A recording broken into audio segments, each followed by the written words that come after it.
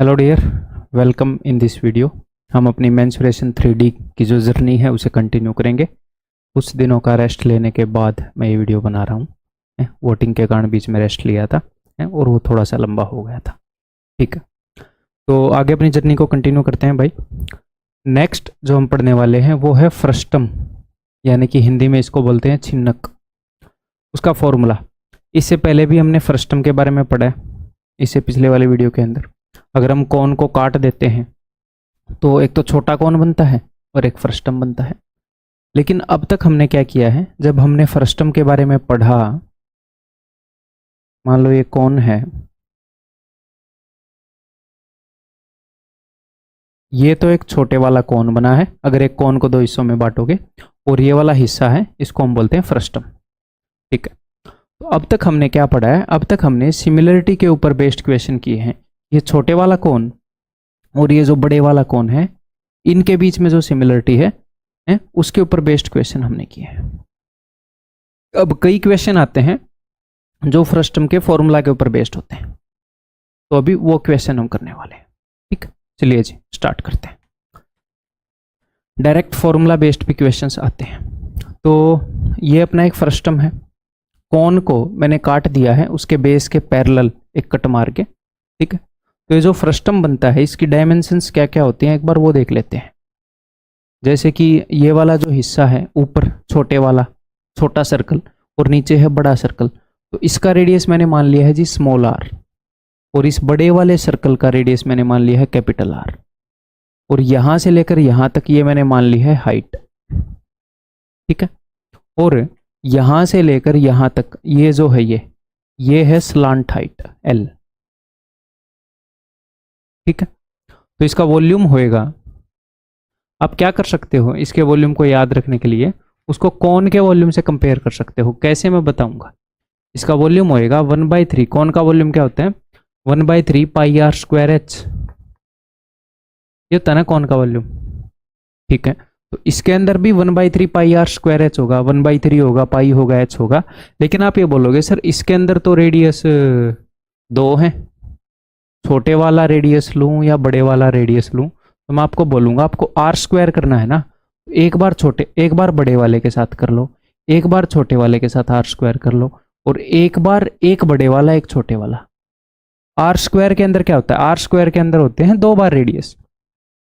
Are square का क्या मतलब है, आर इंटू आर। एक बार मैंने दो रेडियस को मल्टीप्लाई कर लिया, आर स्क्वायर यानी कि दो रेडियस को मल्टीप्लाई करना, तो दो रेडियस को जितने भी तरीके से हम मल्टीप्लाई कर सकते हैं वो सारे करोगे आप यहां पर। एक हमारे पास छोटा रेडियस है, एक बड़ा रेडियस है, एक बार बड़े रेडियस को ही आपस में मल्टीप्लाई करेंगे, एक बार छोटे को ही खुद से, और एक बार बड़े को छोटे को। ठीक, ये सारे पॉसिबल कॉम्बिनेशंस बनेंगे इनटू में एच। तो ये वाला जो हिस्सा है ये रिप्रेजेंट कर रहा है किसको, ये रिप्रेजेंट कर रहा है आर स्क्वायर को। तो 1/3 pi r square h, r square के जितने भी पॉसिबल कॉम्बिनेशंस हैं वो हमने यहां पर सारे लिखे हैं। याद करने की टेक्निक बता रहा हूं कि हम कोन वाले से कैसे याद रख सकते हैं। ओके जी, देन कर्व्ड सरफेस एरिया। तो कोन का क्या होता है, कोन का होता है पाई आर एल, तो इसमें भी होएगा पाई आर एल। लेकिन फिर वही बात सर, कोन के अंदर तो एक ही रेडियस होता है, इसके अंदर दो रेडियस है, तो रेडियस कितनी बार लेना है आर, यानी कि एक बार। तो जितने भी तरह के रेडियस लिए जा सकते हैं एक बार ले लो सबको, pi r plus r l. ठीक, pi r plus r l. Next total surface area. तो टोटल सरफेस एरिया में तो भाई अलग से कोई फॉर्मूला रटने की जरूरत नहीं है, जो इसका कर्व्ड सरफेस एरिया होएगा वो प्लस में कर्व्ड सरफेस एरिया तो हो ही गया, चारों तरफ का एरिया तो हो ही गया। तो एक तो ये टॉप का एरिया, और एक यहाँ पर ये जो बॉटम है नीचे से देखोगे किसका एरिया, तो टॉप का एरिया आ जाएगा पाई आर स्क्वायर, बॉटम का एरिया आ जाएगा, बिकॉज ये दोनों सर्कल हैं, पाई आर स्क्वायर। ठीक, तो ये सारे फॉर्मूले हैं, इनको रटना कैसे है वो मैंने आपको बता दिया है। ठीक है, अब बात करते हैं एल की। कि अगर हमें कल को एल निकालनी पड़े कर्ड सरफेस एरिया में तो कैसे निकालेंगे। तो देखो भाई, ये पूरा तो आर है ना, यहाँ से लेकर यहाँ तक। हाँ जी सर। अगर मैं यहाँ से एक लाइन ड्रॉप कर दूँ परपेंडिकुलर ऐसे, तो ये छोटा आर है तो इसके सामने भी छोटा आर, ये लंबाई भी छोटे आर के बराबर होगी। ठीक है, बिकॉज मैंने यहाँ से ऐसे परपेंडिकुलर ड्रॉप किया है, ये तो ऑलरेडी 90 डिग्री का है, ये पहले ही 90 डिग्री का है, ये भी मैं 90 डिग्री का बनाऊंगा, तीसरा एंगल भी 90 डिग्री का हो गया, तो ये एक रेक्टेंगल बन जाएगी, चौथा भी 90 का होना पड़ेगा फिर। ठीक है, तो ये छोटा आर, तो ये क्या हो जाएगा, ये हो जाएगा ये पूरा बड़ा आर, ये छोटा आर, तो इसकी लंबाई हो जाएगी R minus R. Okay sir, ठीक है। हाइट गिवन ही है, ये हाइट ही होएगी, तो हमें हाइट पता है, हमें दोनों रेडियस पता है, तो उनका डिफरेंस भी पता होएगा, तो पाइथागोरस थ्योरम लगाएंगे और एल निकाल लेंगे।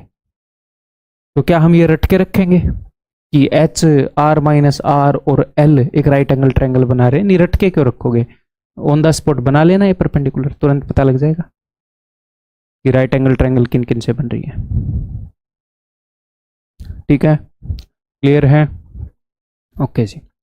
तो एक तो ये फॉर्मूले हो गए जो हमें डायरेक्टली रटने हैं, हमें रटने ही चाहिए ये फॉर्मूले। ठीक है, रटने की चीज़ को मैं यहाँ पर मार्क कर दूं। ठीक है, नेक्स्ट अब मैं आपको बताने वाला हूँ जनरलाइज्ड फॉर्मूला।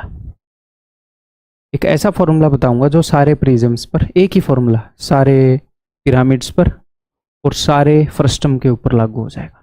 सारे फ्रस्टम का क्या मतलब है सर? फ्रस्टम तो ये वाला भी तो होता है, ये वाला, ये भी तो हो ही सकता है फ्रस्टम। एक पिरामिड को अगर काट दिया तो, ये तो फिलहाल हमने कौन को ही काटा है, तो इसका क्या फॉर्मूला होगा? क्या इसका फॉर्मूला अलग से रटना पड़ेगा? फिर इसका भी एक फ्रस्टम बनेगा ट्रायंगुलर बेस वाले का भी, फिर ये भी अलग से रटना पड़ेगा, है ना? तो ये अलग से नहीं रटने पड़ेंगे, मैं आपको एक जनरलाइज फॉर्मूला बता दूंगा, वो सब के ऊपर लागू होएगा। इनफैक्ट वो कोई फ्रस्टम ना भी हो उसके ऊपर, सारी 3D शेप्स के ऊपर लागू होगा, सारे प्रिज्म के ऊपर, सारे पिरामिड के ऊपर, सारे फ्रस्टम के ऊपर। तो जनरलाइज फॉर्मूला बताते हैं, ये सिर्फ और सिर्फ फ्रस्टम के ऊपर लागू नहीं होगा, एक बार फिर से बता देता हूं मैं, ये लागू हो जाएगा अपना क्या बोलते हैं सारे प्रिज्म्स के ऊपर है एंड सारे पिरामिड्स के ऊपर। तो सर ऐसा क्या मामला है? हर तरह का, चाहे बेस कैसा भी हो, सर्कल हो, स्क्वायर हो, हेक्सागन हो, ट्रायंगल हो। ठीक है, देखो वॉल्यूम होता है हर एक 3D फिगर का, इन तीनों में से कोई भी एक फिगर हो, इन तीनों में से कोई भी एक, तो उसका वॉल्यूम हमेशा होएगा 1/3। ठीक है, मान लो ये जो ऊपर वाला फेस है, ये जो ऊपर वाला फेस है, इसका एरिया मैंने मान लिया है A1, एरिया है ना A1, और ये जो नीचे वाला फेस है इसका एरिया मैंने मान लिया है A2। ठीक है मेरे भाई, ये क्या है? ये एरिया है। तो नॉर्मली मैंने आपको क्या बताया? नॉर्मली मैंने आपको बताया area of the base into height, यही मैंने आपको बताया ना। हाँ जी सर, तो यहाँ पर हम करेंगे 1/3 area of the base into height. Area of the base क्या रहेगा? तो यहाँ पर तो बेस अलग अलग है, एक बार वो वाला एरिया, एक बार ये वाला एरिया, मैं कौन सा एरिया लूँ? तो बस वही कहानी, एक बार मैंने ऊपर वाला ले लिया, एक बार मैंने नीचे वाला ले लिया, और एक बार मैंने दोनों के प्रोडक्ट का स्क्वायर रूट ले लिया इनटू में हाइट, ये जो हाइट है। अब आप डिट्टो यही चीज चाहे किसी क्यूबॉइड के ऊपर लगा लो, इसके ऊपर, इसमें टॉप का एरिया और बॉटम का एरिया किसी भी क्यूबॉइड के अंदर, क्यूब के अंदर सेम होता है, तो ये सारे सेम हो जाएंगे। तो ऊपर क्या आ जाएगा? एरिया ऑफ द बेस, ये भी एरिया ऑफ द बेस रहेगा, ये भी एरिया ऑफ द बेस रहेगा, ये भी एरिया ऑफ द बेस आ जाएगा, तो 3 into area of the base आ जाएगा, 3 से 3 कट जाएगा, तो area of the base into height, जो सारे प्रिज्म्स का फॉर्मूला था। तो ये सारे प्रिज्म पर भी लगता है। तो हम इसको प्रिज्म और पिरामिड के लिए नहीं रटेंगे, हम इसको रटेंगे कोई भी रैंडम अपने पास फ्रस्टम आ जाए उसके लिए, बट ये हर एक के ऊपर काम करेगा। ये सारे पिरामिड के ऊपर भी काम करेगा। सर ऐसे कैसे काम कर देगा पिरामिड के ऊपर? कौन के ऊपर ही देख लेते हैं। कौन का आपको याद है ना, आपको रटा हुआ है, इसका वॉल्यूम कैसे आएगा? देखो जो टॉप का एरिया है कौन के अंदर, वो क्या है? वो है 0, क्योंकि टॉप चोंच वाला है, टॉप है ही नहीं है, सिर्फ बेस का एरिया है, एरिया ऑफ द बेस है सिर्फ। तो इनमें से मान लो A2 जीरो है सपोज, चलो A2 तो यहाँ पर है ही, A1 जीरो है यहाँ पर, तो ये भी जीरो हो जाएगा, 0 × 0 ये भी हो जाएगा, सिर्फ A2 यानी कि एरिया ऑफ द बेस होएगा। और कौन का एरिया क्या होता है, 1/3 into area of the base into में हाइट। तो कौन का एरिया भी यहीं से आ गया और यहीं से फ्रस्टम का एरिया आ जाएगा। तो ये फॉर्मूला सबके ऊपर लागू होता है, ये फॉर्मूला सबके ऊपर लागू होगा। समझ में आ गई बात। तो जनरली हम किसके लिए याद रखेंगे कि भाई कोई अलग तरह का अगर फ्रस्टम आ जाए, स्क्वायर बेस वाला, ट्रायंगल बेस वाला, तो हम ये लगा देंगे उसके ऊपर। ओके जी, देन कर्व्ड सरफेस एरिया। तो कर्व्ड सरफेस एरिया होगा हाफ। कर्व्ड सरफेस एरिया का वैसे क्या फॉर्मूला होता है, पिरामिड और प्रिज्म वाला याद करो, perimeter of the base into height type का था, है ना, perimeter of the base into में हाइट भी नहीं, इंटू में स्लांट हाइट, इंटू में स्लांट हाइट था। तो यहां पर जो टॉप का पेरीमीटर है, ये पेरीमीटर क्या होगा, ये पूरी, तो जो टॉप का पेरीमीटर है ये मैंने मान लिया है जी P1, और ये जो बॉटम का पेरीमीटर है ये मैंने मान लिया है P2। ठीक है, तो यहां पर होएगा perimeter of the base into slant height था, तो हाफ इंटू P1 प्लस में P2 इंटू में L स्लांट हाइट। ठीक है, इससे सब का कर्व्ड सरफेस एरिया निकाल सकते हो, तीनों तरह की फिगर का। और सर टोटल सरफेस एरिया क्या होगा, तो टोटल सरफेस एरिया तो अलग से कुछ रटने की जरूरत ही नहीं है, curved surface area plus area of top and bottom, कैसी भी फिगर हो, curved surface area plus area of top and bottom. ठीक है भाई, क्लियर है। इसको परमानेंटली अपने दिमाग में बैठा लो आगे बढ़ने से पहले। हैं, आज तक इसी के ऊपर क्वेश्चन आए हैं एसएससी के अंदर, इसके ऊपर एक बार सीडीएस के अंदर क्वेश्चन आ गया था, जनरलाइज फॉर्मूला पूछ लिया था, अदरवाइज इसके ऊपर आया नहीं है। बट ये रामबाण इलाज है, कभी भी कैसा ही फ्रस्टम पूछेगा तो देन हम बता देंगे। एक बार में सारे फ्रस्टम का रोग खत्म कर दिया मैंने यहाँ पर। ठीक है, ये चीज़ें काफ़ी सोच समझ के रिसर्च करके, रिसर्च का मतलब ये नहीं है कि लैब के अंदर अनुसंधान कर रहा हूँ मैं, यानी कि देख के कि जनरलाइज कैसे किया जा सकता है, इजी भाषा में कैसे बताया जा सकता है, ऐसे सोच समझ के आप लोगों तक लाई जाती है। क्लियर है भाई, ये रटा हुआ होगा और ये अंडरस्टैंडिंग भी आप ये भी लिख लोगे, इसको भी याद रखने की कोशिश करोगे। तो मैं आगे बढ़ता हूँ, अपनी स्क्रीन जो है उसको वो कर लेते हैं फिर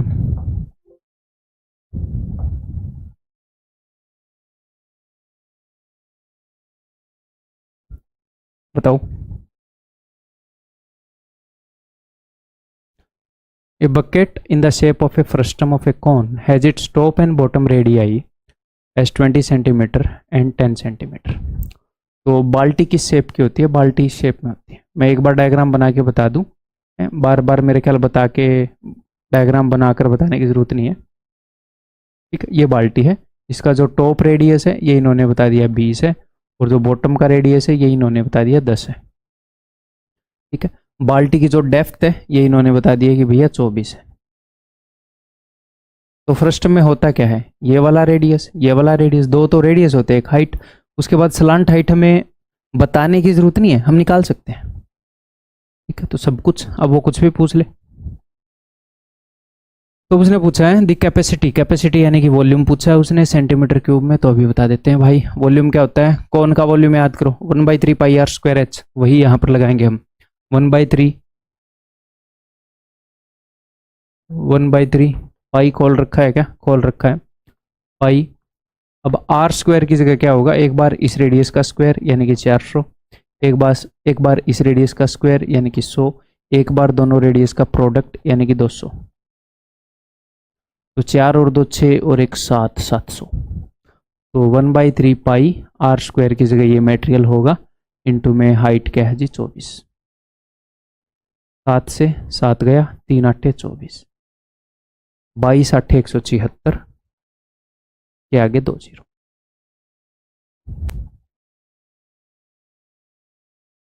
ठीक है, तो मैं ये मान के चलूंगा कि पहले वाले दोनों फॉर्मूले ये जो हैं ये अभी टटल हो गए आप, इसके आगे माफ़ नहीं किया जाएगा, जनता माफ़ नहीं करेगी।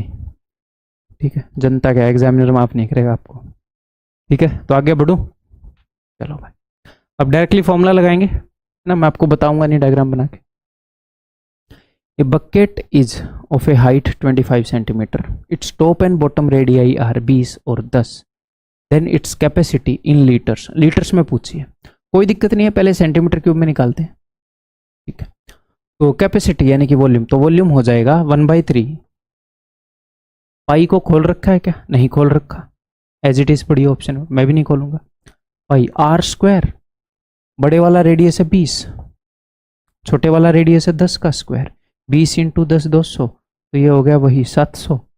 तो 1/3 पाई आर स्क्वायर इंटू में एच हाइट हो गई जी 25। ठीक है, अब ये है सेंटीमीटर क्यूब में, अगर इसको आपने लीटर में बदलना है तो 1000 सेंटीमीटर क्यूब के अंदर 1 लीटर होता है। पहले मैं बता चुका हूं, बार बार नहीं बताऊंगा, पहले बता चुका हूं। तो 1000 से डिवाइड करूंगा और ये लीटर्स में आ जाएगा, ये हो जाएगा जी अपना उत्तर। याद करो मैंने कैसे बताया था 1000 सेंटीमीटर क्यूब का, कि 10 सेंटीमीटर लंबा, 10 सेंटीमीटर चौड़ा, 10 सेंटीमीटर ऊंचा एक डिब्बा होगा, उसमें 1 लीटर पानी आएगा। ठीक है जी, कैसे दे रखा उत्तर, नीचे बटे में 3 है, कटानी है 3 है ना, तो 2 जीरो से 2 जीरो काट दी, 25 7 175 और उसमें 1 के बाद पॉइंट लगा दिया, तो ये वाला हो गया।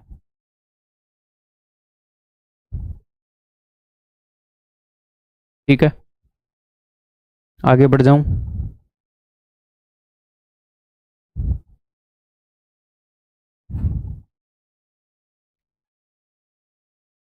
The radii of the circular ends of a frustum of cone are 20 and 13 and its height is 12। तो उसने कैपिटल आर बता दिया हमें, उसने स्मॉल आर बता दिया हमें, उसने हमें हाइट बता दी। ठीक है, what is the capacity in litres, capacity यानी कि वॉल्यूम पूछ लिया, लीटर्स में पूछ लिया, तो कोई दिक्कत नहीं है। सेंटीमीटर क्यूब में निकालेंगे, 1000 से भाग कर देंगे, लीटर में आ जाएगा, निकालते हैं।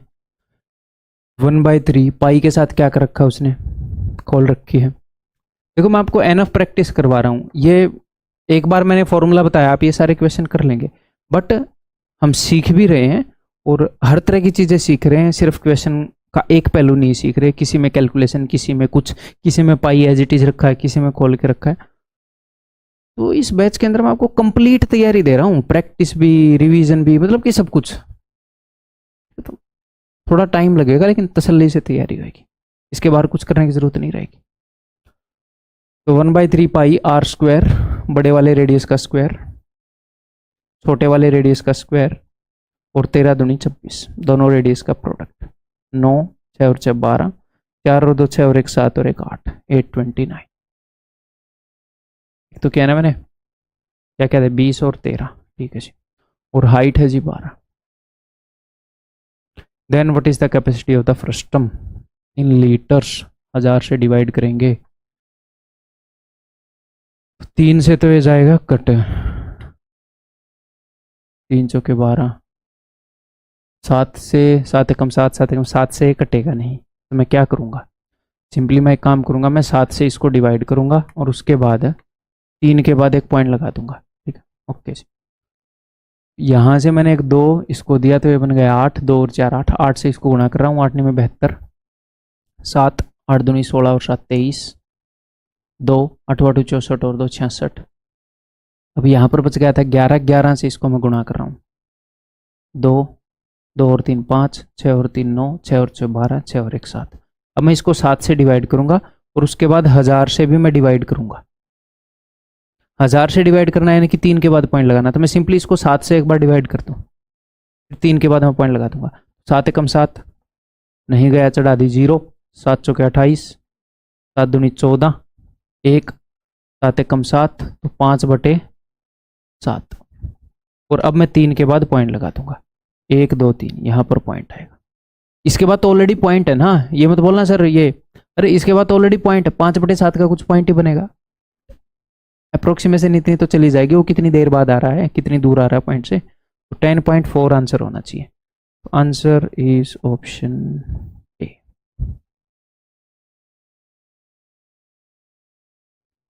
ठीक है भाई, आगे बढ़ जाऊं, चलो फिर।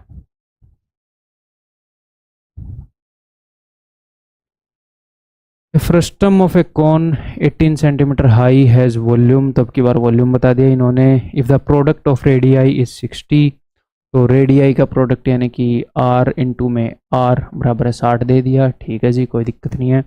Then the bigger radii is, ठीक है, कैसे करोगे? उसने वॉल्यूम बताया है तो वॉल्यूम के साथ इक्वेट कर देंगे, और क्या ही कर सकते हैं बताओ। तो करूं 1/3, पाई को उसने खोल नहीं रखा, 1/3 पाई, तो आगे आएगा R square plus are into R होता है जो कि है 60, इंटू में एच हाइट बता रखी है क्या 18, इस इक्वल टू 1176 पाई।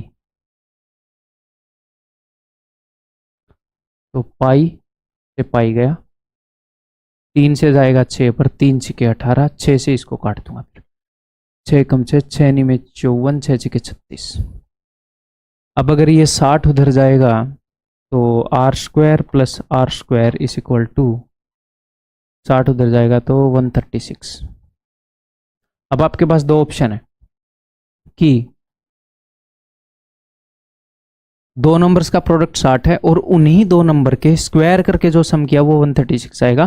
तो प्रोडक्ट को तोड़ने में फायदा होता है हमेशा, तो या तो यहीं पर इनको तोड़ने की कोशिश करो या फिर हम बनाएंगे अलजेब्रा के थ्रू करेंगे। तो देखो 10 छिके 60, 10 से बन रहा है, 10 ही से बन गया यार, पहले एक गलती कर लूँ मैं। 12 इंटू 5, तो 12 का तो स्क्वायर बड़ा होता है, लाइक 136, 144। 60 है 12 और 5 का प्रोडक्ट, तो ये हिट एंड ट्रायल कर रहा हूँ मैं, 12 का स्क्वायर अकेले का ही 144 आ जाएगा, तो ये तो नहीं बनेगी बात। ठीक है, 10 इंटू 6 ये बन जाएगी बात। तो बड़ा आर हो जाएगा 10, छोटा आर हो जाएगा 6। ठीक है सर, अगर हम ऐसे ना करना चाहें, ये तो हिट एंड ट्रायल होगा, अगर ऐसे नहीं करना चाहो तो एक काम करो, इसके अंदर उसका डबल जोड़ दो।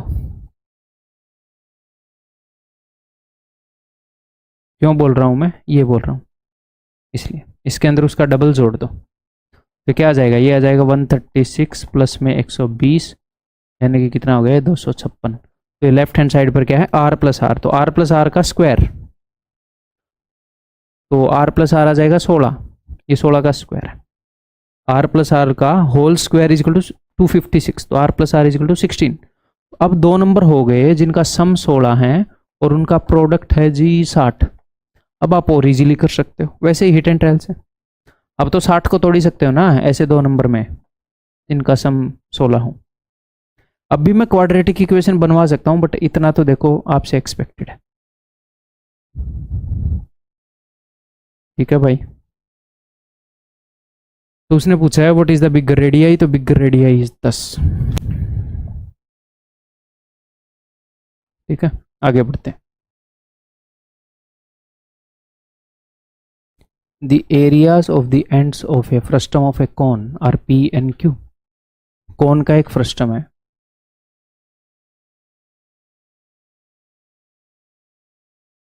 इसके एंड के जो एरियाज हैं, एक एंड का एरिया है P और एक का Q, and P is less than Q। तो ये जो एरिया है ये है P और ये जो एरिया है ये है Q।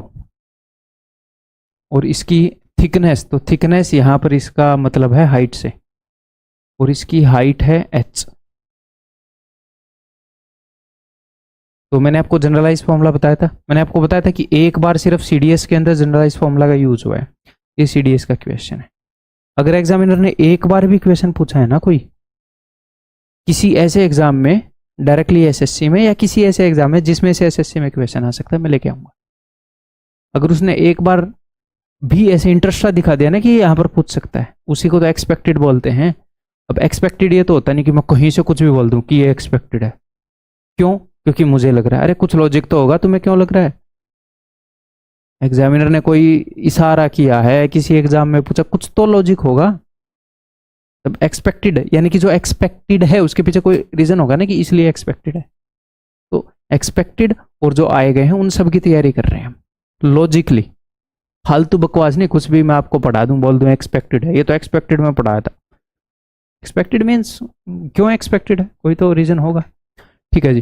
तो इसका वॉल्यूम पूछा उसने, तो वॉल्यूम वही होता है 1/3 इंटू में, किसी भी फ्रस्टम का वॉल्यूम यही होता है ना 1/3 इंटू में area of the base into height. तो एरिया ऑफ द बेस की जगह क्या होगा, एक बेस का एरिया फिर दूसरे बेस का एरिया, और एक जगह पर दोनों बेस के एरिया का जो प्रोडक्ट है उसका अंडर रूट गुणा में हाइट।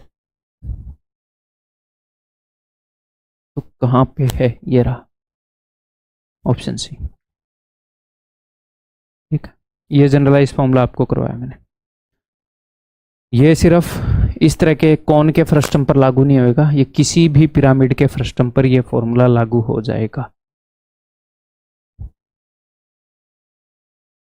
नेक्स्ट इज SW, आपने करना है, मैं उत्तर बता देता हूं,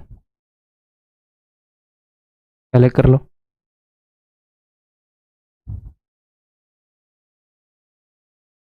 फिर से HW में फिर से उत्तर बता रहा हूं भाई।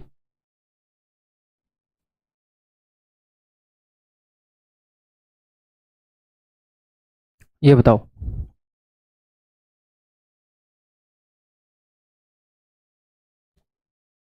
A metallic right circular cone is 6 centimeter high and its vertical angle is 60 degree.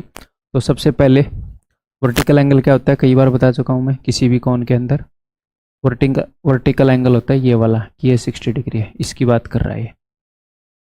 ठीक है, ये जो है ये इसकी बात कर रहा है। ओके जी। It is cut into 2 parts at the middle of its height by a plane parallel to its base. इस कॉन को जिसका वर्टिकल एंगल 60 है, इसको दो हिस्सों में बांट दिया। ठीक है जी। तो अब मैं ये वाला डायग्राम बना लूं, है ना, मुझे एग्जैक्टली ये बनाने की जरूरत नहीं है ना, कि मैं कौन बनाऊं और उसको ऐसे दो हिस्सों में डिवाइड करूं और फिर मैं ऐसे बनाऊं, इसकी जरूरत नहीं है। मैंने सिर्फ ये वाला हिस्सा बना दिया है, ट्रायंगल वाला फ्रस्टम में जो हम अब तक बनाते आए थे, और वर्टिकल एंगल 60 है, उसके लिए ये बनाने की जरूरत नहीं है। तो मैं समझा रहा हूं, हमें सिर्फ इतना तो एटलीस्ट पता चला,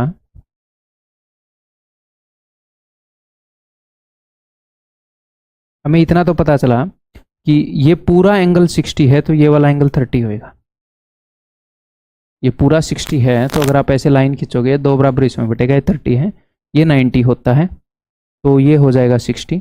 तो 30 60 90, और बड़े वाली ट्रायंगल भी 30 60 90, 30 60 90 की दो ट्रायंगल बनेंगी। ये मैं इन ट्रायंगल की बात कर रहा हूँ।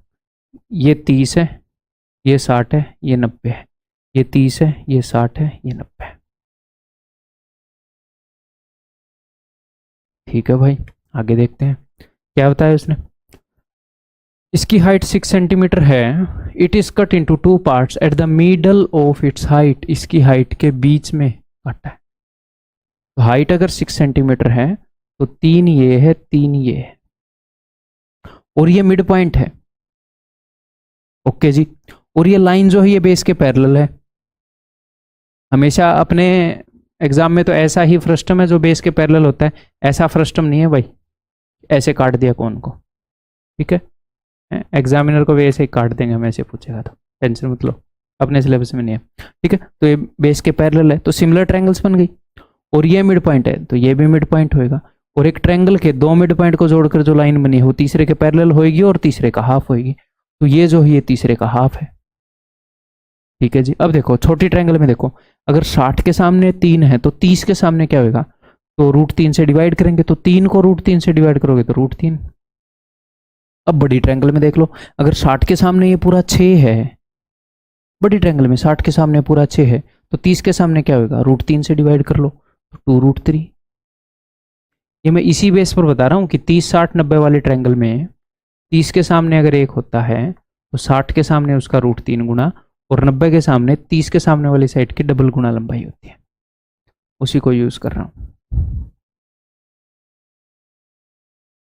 अब ये पता क्या बोल रहे हैं, अगर ये जो फ्रस्टम हमें मिला है, ये जो फ्रस्टम मिला है, ये नीचे वाले पोर्शन को बोलेंगे ना फ्रस्टम, काट दिया हमने एक बार ऐसे। ठीक है, हमें ये जो फ्रस्टम मिला है ये, इसको हमने एक वायर में कन्वर्ट कर दिया। तो अच्छा, इस फ्रस्टम को अगर वायर में कन्वर्ट कर दिया तो फ्रस्टम का वॉल्यूम और वायर का वॉल्यूम सेम होगा। और वायर किस फॉर्म में होती है, सिलेंडर फॉर्म में होती है। तो हमें एक फ्रस्टम का वॉल्यूम और एक सिलेंडर का वॉल्यूम इक्वेट करना है, बराबर रखना है बस, है। ओके जी। तो सिलेंडर का वॉल्यूम क्या होगा, पाई आर स्क्वायर एच, और फ्रस्टम के वॉल्यूम में भी पाई आती है, तो पाई से पाई कटेगा, लिखने की जरूरत नहीं है। तो सिलेंडर का वॉल्यूम होएगा, मैं वायर मान लेता हूं, ये है वायर, इस वायर की लेंथ उसने पूछी है कि कितनी लंबी वायर होगी, लेंथ मैंने मान ली आर, और इसका रेडियस कितना बताया उसने वायर का, इसका डायमीटर है 1/2 सेंटीमीटर, तो रेडियस हो जाएगा जी 1/4। तो सिलेंडर का वॉल्यूम हो जाएगा पाई आर स्क्वायर एच, यानी कि 1/4 इंटू 1/4 इंटू में हाइट यानी कि इसकी लंबाई एल, इज इक्वल टू इसका वॉल्यूम फ्रस्टम का, फ्रस्टम का वॉल्यूम होएगा 1/3 पाई आर स्क्वायर, ऊपर वाला रेडियस कितना है 3, √3 का स्क्वायर 3, नीचे 2√3 का स्क्वायर, 2 दूनी 4 होती है 12, इन दोनों का प्रोडक्ट 2√3 इंटू √3, 3 दूनी 6, ये हो गया भाई 21, है ना। ओके, तो 1/3 पाई आर स्क्वायर इंटू में एच हाइट है जी 3, बस पाई से पाई गया, 3 से 3 गया, 4 चौके 16 ऊपर जाएगा, तो एल हो जाएगा 16 एकम 16, 16 दूनी 32 और 1 33, 336, ऑप्शन ए। ठीक है, क्लियर है, आगे बढ़ जाऊं, बताओ फिर।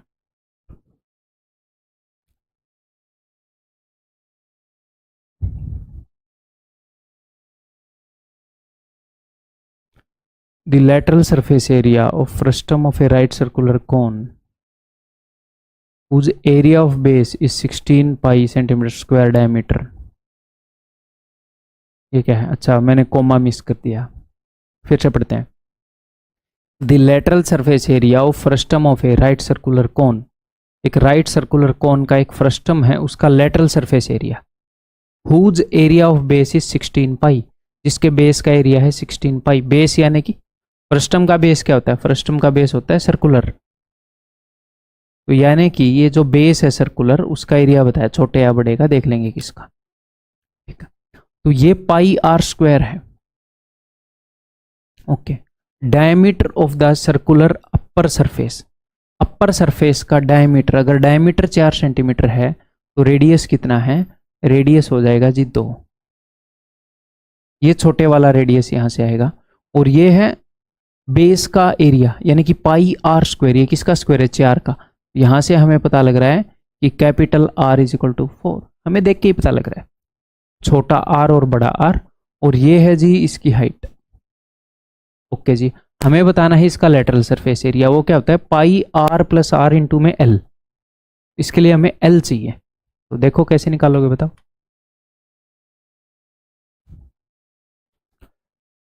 डायरेक्ट क्वेश्चन है भाई, पहले बताया है, देखो छोटे वाला रेडियस कितना है 2, बड़े वाला रेडियस कितना है 4, ये पूरा, हाइट कितनी है जी 6, अगर मैं यहां से ऐसे परपेंडिकुलर ड्रॉप करता हूं तो ये 6 है तो ये भी 6 होएगा, हाँ जी सर, ये 2 है तो ये भी 2 होएगा, जी हाँ, तो ये पूरा 4 है, 4 में से 2 गया, ये 2 हो जाएगा, जी हाँ। तो अब देखो 2 6, ये है स्लांट हाइट, पाइथागोरस थ्योरम लगा दो, ठीक। क्या मैंने कुछ गड़बड़ किया है क्या, lateral surface area of a frustum whose area of the base is,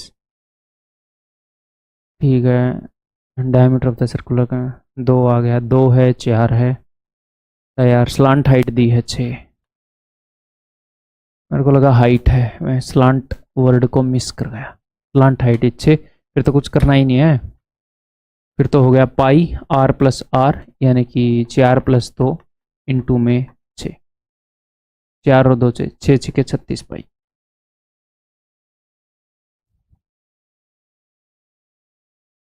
ठीक, आगे बढ़े।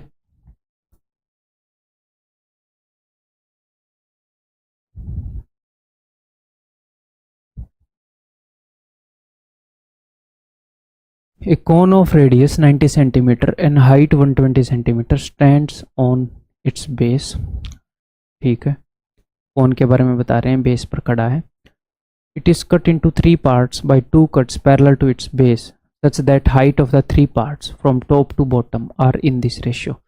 कौन है, मैं सिर्फ ट्रायंगल बना रहा हूँ ना, एग्जैक्टली कौन नहीं बनाएंगे।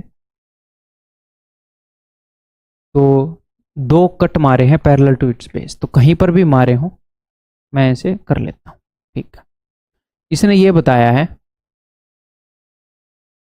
कि जो हाइट है 3 पार्ट्स की टॉप से अगर हम लगे तो वो 1:2:3 रेशियो में है, यानी कि यहाँ से यहाँ तक की हाइट अगर 1 है तो यहाँ से यहाँ तक इस पार्ट की हाइट 2 है और यहाँ से यहाँ तक इस पार्ट की हाइट 3 है। उसने ये नहीं बताया कि छोटे कोण की हाइट 1 है तो बड़े कोण की हाइट 2 है तो और बड़े कोण, उसने बोला 3 पार्ट्स की, इस पार्ट और टॉप से गिनना स्टार्ट किया उसने, फ्रॉम टॉप। ये 1 है तो ये 2 है तो ये 3 है। ओके जी, तो उसकी पूरी हाइट कितनी थी, एक्चुअल हाइट कितनी है भाई की, कोण की, तो पूरी हाइट है भाई साहब 120। तो रेशियो में जो चीज 3 + 2 5 और 1 6, जो चीज 6 है वो रियल में 120 है। कितने गुना है 6 का, 20 टाइम्स। एक्चुअल में ये क्या है, ये है 20, ये है 40 और ये है 60। एक्चुअल में इस पार्ट की हाइट है 20, इस पार्ट की हाइट है 40, इस पार्ट की हाइट है 60 और ये पूरा रेडियस कितना है, बड़े वाले कोण की उसने हाइट बताई ना 120 और ये रेडियस कितना है, ये रेडियस है जी 90। ठीक है, अब मेरी बात ध्यान से सुनो, इस छोटे कोण का रेडियस कितना होगा। तो मैंने आपको क्या बताया है, जब आप ऐसे फ्रस्टम बनाते हो तो हम कॉन्स की सिमिलरिटी को यूज कर सकते हैं, छोटे कोण को बड़े कोण से कंपेयर कर सकते हैं, मतलब कॉन्स को आपस में कंपेयर कर सकते हैं। तो इस छोटे कोण की 1 डायमेंशनल जितनी भी चीजें हैं सबका रेशियो सेम होगा। अगर बड़े कोण के कंपैरिजन में इसकी हाइट हाफ है तो रेडियस भी हाफ होगा, स्लांट हाइट भी हाफ होगी। इसकी हाइट 1/3 है तो रेडियस भी 1/3 होगा। तो इसकी हाइट कितनी है, पूरे बड़े कोण की हाइट अगर 3 + 2 5 और 1 6 है तो इसकी हाइट है 1, तो इसकी हाइट 1/6 है, तो इसका रेडियस भी बड़े कोण के कंपैरिजन में 1/6 होएगा, यानी कि 90 का 1/6 यानी कि 15। ठीक है, इस कोण के बारे में बताओ, ये जो कोण है, ये मैं कोण की बात कर रहा हूं भाई साहब, बट इस कोण की, इस कोण की हाइट चाहे आप छोटे वाले कोण से कंपेयर कर लो, अब छोटे वाले का निकाल लिया ना, इस छोटे वाले कोण के कंपैरिजन में छोटे वाले कोण की हाइट है 1 और इससे बड़े बीच वाले कोण की हाइट है 1 और 2 3, 3 गुना है इसकी हाइट। तो छोटे वाले कोण के कंपैरिजन में इसका रेडियस भी 3 गुना होगा, तो 45 हो जाएगा। बड़े वाले कोण से कंपेयर कर लो या छोटे वाले से, क्या ही फर्क पड़ता है। ठीक है भाई, तो हमें तो सब पता चल गया, छोटे वाले कोण का भी रेडियस और हाइट, इस फ्रस्टम का भी रेडियस हाइट दोनों रेडियस, और इस फ्रस्टम के भी, ये भी तो एक फ्रस्टम बनाया तीसरे वाला, दोनों रेडियस पता चल गए और इसकी हाइट भी, सब कुछ निकाल सकते हैं हम। What is the total surface area of the middle part, middle part का टोटल सरफेस एरिया, तो उसके लिए हमें कर्ड सरफेस एरिया प्लस में area of top and bottom करना पड़ेगा। ठीक है जी, अभी कर देते हैं। देखो ये पूरी 45, मैं यहाँ पर एक काम करूँ, यहाँ से अगर मैं इसको परपेंडिकुलर खींच दूँ, बिकॉज स्लांट हाइट निकालनी है सरफेस एरिया के लिए, πr/l होता है, πr+r×l।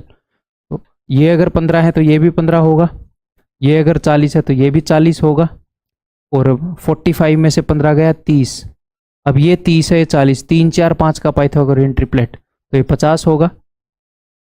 तो एल आ गई 50 बीच वाले पार्ट की, अब निकाल दो। तो कर्ड सरफेस एरिया क्या होगा, कर्ड सरफेस एरिया हो जाएगा भाई πr/l, उत्तर में कैसे दे रखा है इसने, ऐसे दे रखा है। ठीक है, तो कर्ड सरफेस एरिया हो जाएगा πr+r×l, इस टॉप का एरिया हो जाएगा कितना, πr², सर्कल है जिसका रेडियस 15 है, और ये हो जाएगा πr²। तो पाई को मैं कॉमन ले लूँ, 22/7 ही लेंगे है ना, ठीक है ले लेते हैं। तो पाई को मैंने कॉमन ले लिया, हरे पेन से करते हैं भाई, पाई r+r 45 + 15 यानी कि 60 इंटू में l यानी कि स्लांट हाइट 50 प्लस में एरिया ऑफ टॉप, तो पाई तो मैंने ले लिया, तो ये हो गया 15 × 15 प्लस में एरिया ऑफ बॉटम, पाई तो मैंने ले लिया, अब सिर्फ r² आएगा, 45 × 45, ये है भाई साहब। ठीक है जी, आगे क्या करें अब आगे 22/7। अब इनमें से जो जो भी कॉमन होगा वो मैं काटता जाऊंगा। तो कुछ कॉमन है, देखो 15 तो इन दोनों में कॉमन है, यहाँ पर भी है क्या, हाँ है। तो मैंने यहाँ से एक 15 काट दिया, 15 चौके 60, यहाँ से एक 15 और यहाँ से भी एक 15 काट दिया, 15 आ गया हर जगह से कॉमन। ठीक है जी। और 15 तो इन दोनों में है, इसमें है 15, इसमें फिलहाल 15 नहीं है, इसमें 5 है, 5 काट लेते हैं। तो 5 ढाई 50, 5 ये 15, 5 में 45, तो 5 मैंने काट लिया। अब यहाँ पर क्या बचेगा, 10 चौके 40, यहीं पे लिख लेते हैं 40, प्लस में 3, प्लस में होती है 27, 27 और 3 30 और 40 70। देखो इनके कॉमन से कट रहा है ये 7, तो काट देते हैं, 7 से 7 गया, ये आ जाएगा जी उत्तर। एक 0 यहाँ पर है, एक 5 यहाँ से मैंने 2 ले लिया, एक और 0 बन गई, 15 और 11 रह गया, 15 इंटू 11 165 होता है। उत्तर is equal to option B.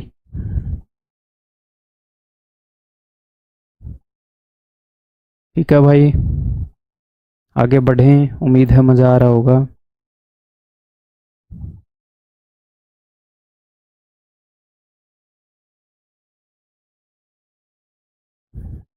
ये बताओ,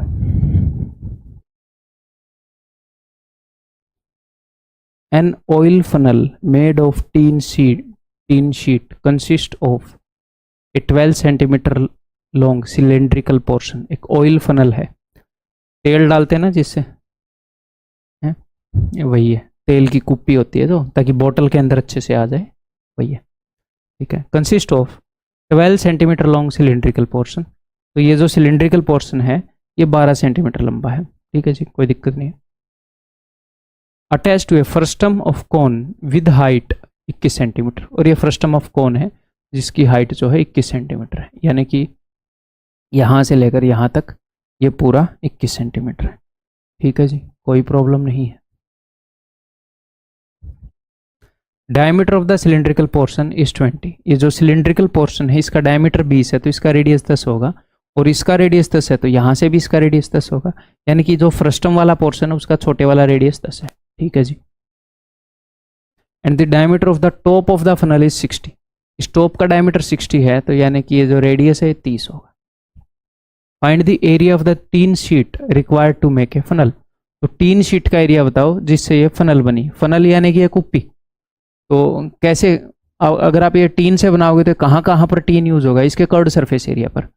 तो हमें curved surface area of frustum plus में curved surface area of cylinder वो ऐड करना है, बस बस करें फिर। चलो जी, तो सिलेंडर का कर्व्ड सरफेस एरिया क्या हो जाएगा, perimeter of the base into में हाइट 2 पाई आर एच। तो 2 पाई का क्या हाल है, खोल रखी है, हम भी खोल देंगे, क्या ही दिक्कत है। 2 पाई आर, रेडियस कितना है 10, इंटू में एच कितनी है 12। आप देखो 7 से कट नहीं रहा, यानी कि कॉमन ले लेंगे, क्या ही फर्क पड़ता है। प्लस में इसका कर्व्ड सरफेस एरिया क्या होता है, pi r plus are into l. तो पाई आर प्लस आर यानी कि 30 प्लस 10 40 इंटू में एल। सर एल कैसे निकालोगे, ये लो भाई, ये अगर 10 है यहाँ से मैं परपेंडिकुलर ड्रॉप करूँगा, ये अगर 10 है तो ये भी 10 होगा, ये 21 है तो ये भी 21 होगा, और ये 30 है, ये 10 है तो ये हो जाएगा 20। तो 20 21 ये आ जाएगा जी 29। 20 21 29 का पाइथागोरियन ट्रिपलेट है, एल आ जाएगी 29, ये हो गया जी 29। ये हमने कैलकुलेट करना है। अब इसमें से क्या क्या कॉमन लिया जा सकता है, एक तो 22/7 कॉमन लिया जा सकता है, और 10 20 कॉमन, 40 ही कॉमन ले लेता हूँ पूरा। ठीक है, तो मैंने 40 कॉमन ले लिया, यहाँ से मैंने 40 उठा लिया। यहाँ से सर कैसे उठाओगे 40, मैंने 10 यहाँ से उठाया और 4 यहाँ से उठाया, 10 और 4 से 40 बनता है। तो 3 दूनी 5 यहाँ पर बच गया, 29 यहाँ पर बच गया, 29 और 5 34, सॉरी 3 दूनी 5 कर दिया मैंने, वही मैं सोच रहा है यार, फिर 7 से कटेगा नहीं 34, तो 3 दूनी 6, 29 और 6 35, दैट्स इट। 5 दूनी 10, 4400 आ गया क्या।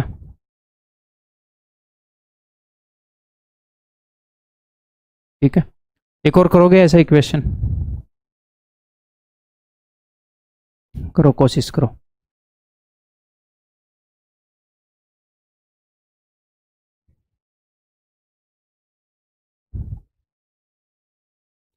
ए 22.5 metre high tent is in the shape of, एक टेंट है वो किस शेप में है पता है? Is in the shape of a frustum of a cone surmounted by a hemisphere. एक कॉन का फ्रस्टम है जिसको हेमिस्फीयर ने सरमाउंट कर रखा है। फ्रस्टम के ऊपर हेमिस्फीयर है, किस टाइप का हो सकता है फिर?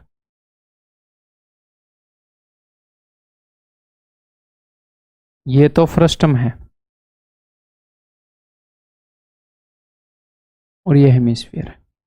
अब कई बच्चों को ये भी लग सकता है कि सर चौड़े वाला मुंह ऊपर क्यों नहीं किया, आपने ऐसे क्यों नहीं बनाया? तो यार ये आप ये मान लो, अगर कॉमन सेंस है बस ये, लाइक ये ऐसे गुब्बारे जैसा टेंट, यानी कि ये ज़्यादा सेंस बना रहा है, बस मैं ये बोल रहा हूँ। ठीक है, रियल क्वेश्चन आया हुआ क्वेश्चन है। ठीक है, ये 22.5 मीटर हाई टेंट, तो टोटल हाइट कितनी है? टोटल हाइट है 22.5, 22.5 ये टोटल हाइट है। जी, if the diameter of the upper and lower circular ends of frustum, frustum के अपर और लोअर, चलो अब ये इसने बता ही दिया कि अपर का 21 है, ये अपर का डायमीटर 21 है, डायमीटर बताया ना, इफ द डायमीटर, तो अगर डायमीटर 21 है तो ये 10.5 होएगा। अगर मान लो वो इतना डिटेल में ये ना भी बताता तो मेरे ख्याल ये अंडरस्टूड है ना कि ऐसे बनेगा, अदरवाइज चलो बता दिया यार, कन्फ्यूजन ही दूर हो गया। और लोअर का डायमीटर कितना है? 39, 39 का हाफ करोगे 19.5, 19.5। ठीक है, okay. Then find the area of the cloth. ठीक है, तो कितना कपड़ा यूज हुआ ये बनाने में? तो कपड़ा यूज होगा इसके कर्व्ड सरफेस एरिया पर, तो हमें फ्रस्टम का कर्व्ड सरफेस एरिया निकालना है, हमें हेमिस्फीयर का कर्व्ड सरफेस एरिया निकालना है और उसको जोड़ना है, सिंपल। ठीक है जी, तो फिर उसके लिए इसका रेडियस भी चाहिए हमें, तो इसका रेडियस हमें मिल गया, हेमिस्फीयर का रेडियस मिल गया, हाँ जी सर, लेकिन इसकी हाइट भी चाहिए ताकि मैं इसकी स्लांट हाइट निकाल पाऊँ। बताओ कैसे निकालेंगे, क्या इन्फॉर्मेशन है?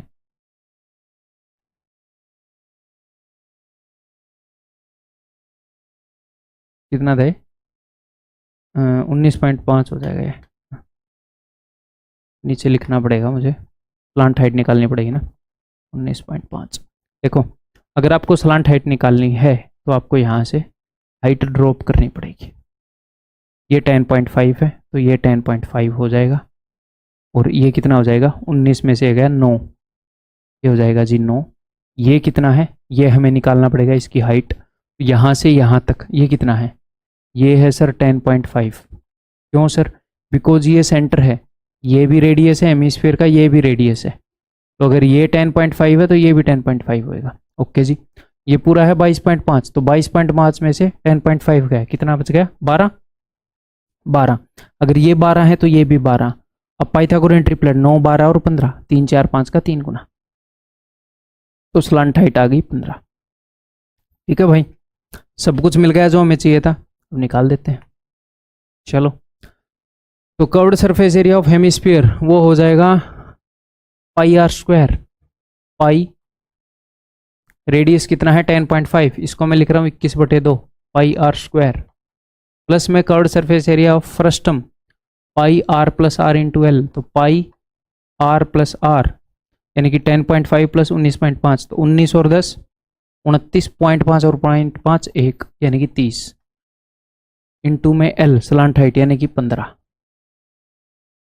तो यहाँ पर तो 7 कट जाएगा, वहाँ पर 7 कट नहीं रहा, ऐसे ही करना पड़ेगा। अगर यहाँ से 2 ऐसे ही कर लेते हैं, या फिर मैं क्या करूँ 22/7 को कॉमन लेके कर लूँ, मतलब कैसे भी कर लो, कोई दिक्कत है नहीं, कॉमन ही ले लेता हूँ भाई। 7 कट नहीं रहा, यहाँ पर भी 7 नीचे है। ठीक है, मैंने 22/7 कॉमन ले लिया। ठीक है, उसके बाद और कुछ कॉमन आ रहा है, और कुछ कॉमन, 3 कॉमन आ जाएगा, 3 और 3 दोनों जगह से, तो 2 बार 3, चलो मैंने यहाँ से भी कॉमन ले लिया, 1 बार 3 मैंने यहाँ से काट दिया, 1 बार मैंने यहाँ, 1 बार 3 7 थे और ये 3 7 थे। ठीक है, तो मैंने 2 बार 3 कॉमन, यानी कि 9 कॉमन ले लिया मैंने। ठीक है, फिर यहाँ पर क्या बच जाएगा? 7 7 49/4, प्लस में यहाँ पर 10 5 50, 4 × 50 200, 249/4, ये मैं यहाँ पर लिख दूंगा। बस अब कर लेते हैं सोल्व। 7 से कटेगा नहीं कटेगा, वो तो वही हमें बता रहे हैं यार। 7 से नहीं कटे, 4 से कटना चाहिए ना फिर, क्योंकि यहाँ पर तो सिर्फ 7 है। का गलती हुई है। पाई आर एल ये ठीक है, ये पाई आर स्क्वायर भी ठीक है। 21/2 इंटू 21/2। एक बार फिर से देख लो। 2 बार 3, 3 पंजे 3 दाई, तो 10 पंजे 50 हो गया। ठीक है, 49/4, 4 200, 249/4। देखते हैं यार क्या है। 2 दूनी 4, 2 से 11 पर 14 आना चाहिए ना फिर नीचे।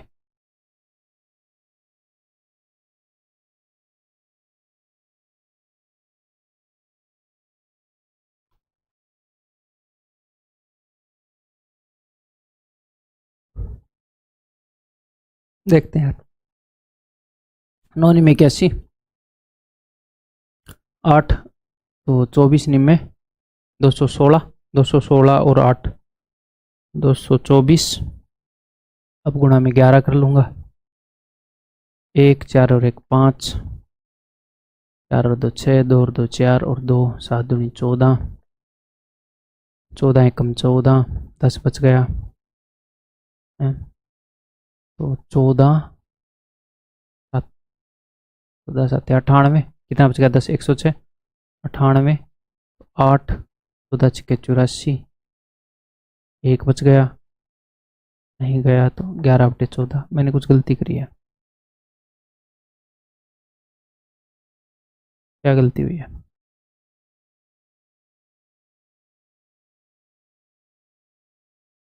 क्या 1760 निकाला है।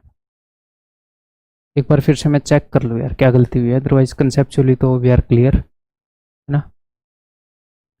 ये 12.5 मीटर हाइट एंड टीज इन द, ठीक है, मतलब वैल्यूज हमने ठीक ली है कि नहीं।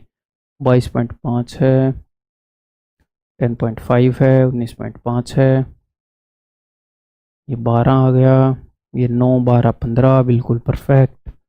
तो कौन का ये 2 पाई आर स्क्वायर, मैंने पाई आर स्क्वायर ले लिया क्या? वाओ वाओ गजब। ये ठीक है, 2 पाई आर स्क्वायर क्यों नहीं लिया मैंने?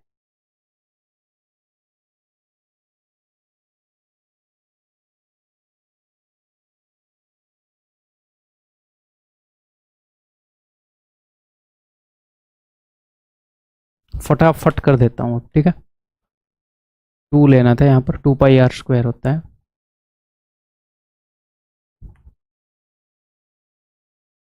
ठीक है, 2 से 2 गया, 2 से 1 गया 11 पर। ठीक है, मैं इसको अलग ही कर लेता हूँ यार। 7 दिए 21, तो 21 दिए 63, 693 प्लस में ये क्या है, ये हो जाएगा अपना, नहीं कट रहा है 7 से बिल्कुल भी। ठीक है, तो ये 2 मैं इसको दे दूंगा, एक जीरो मैंने लिख ली, नीचे 7 लिख लेते हैं। देन ये 2 मैं इसको दे दूंगा, 30 हो जाएगा ये, एक और जीरो। 3 3 9, 9 दूनी 12 निम में क्या होता है, 9 दूनी 18, 198। तो इसको मैं सोल्व कर रहा हूँ। 693 प्लस 7 दूनी 14, 6 7 निम 63, 5 7 49, 7 का ये 29। यार प्लीज़ प्लीज़ ऐसे नहीं, ये बड़ा क्यों आ रहा है 29? ऐसे 3000 में कोई उत्तर नहीं है, क्या गड़बड़ी हुई यहाँ पे? 7 दूनी 14, 5 बच गया, 5 और 8,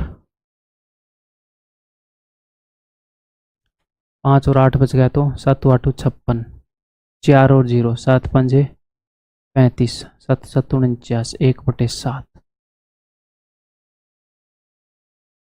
होगी यार।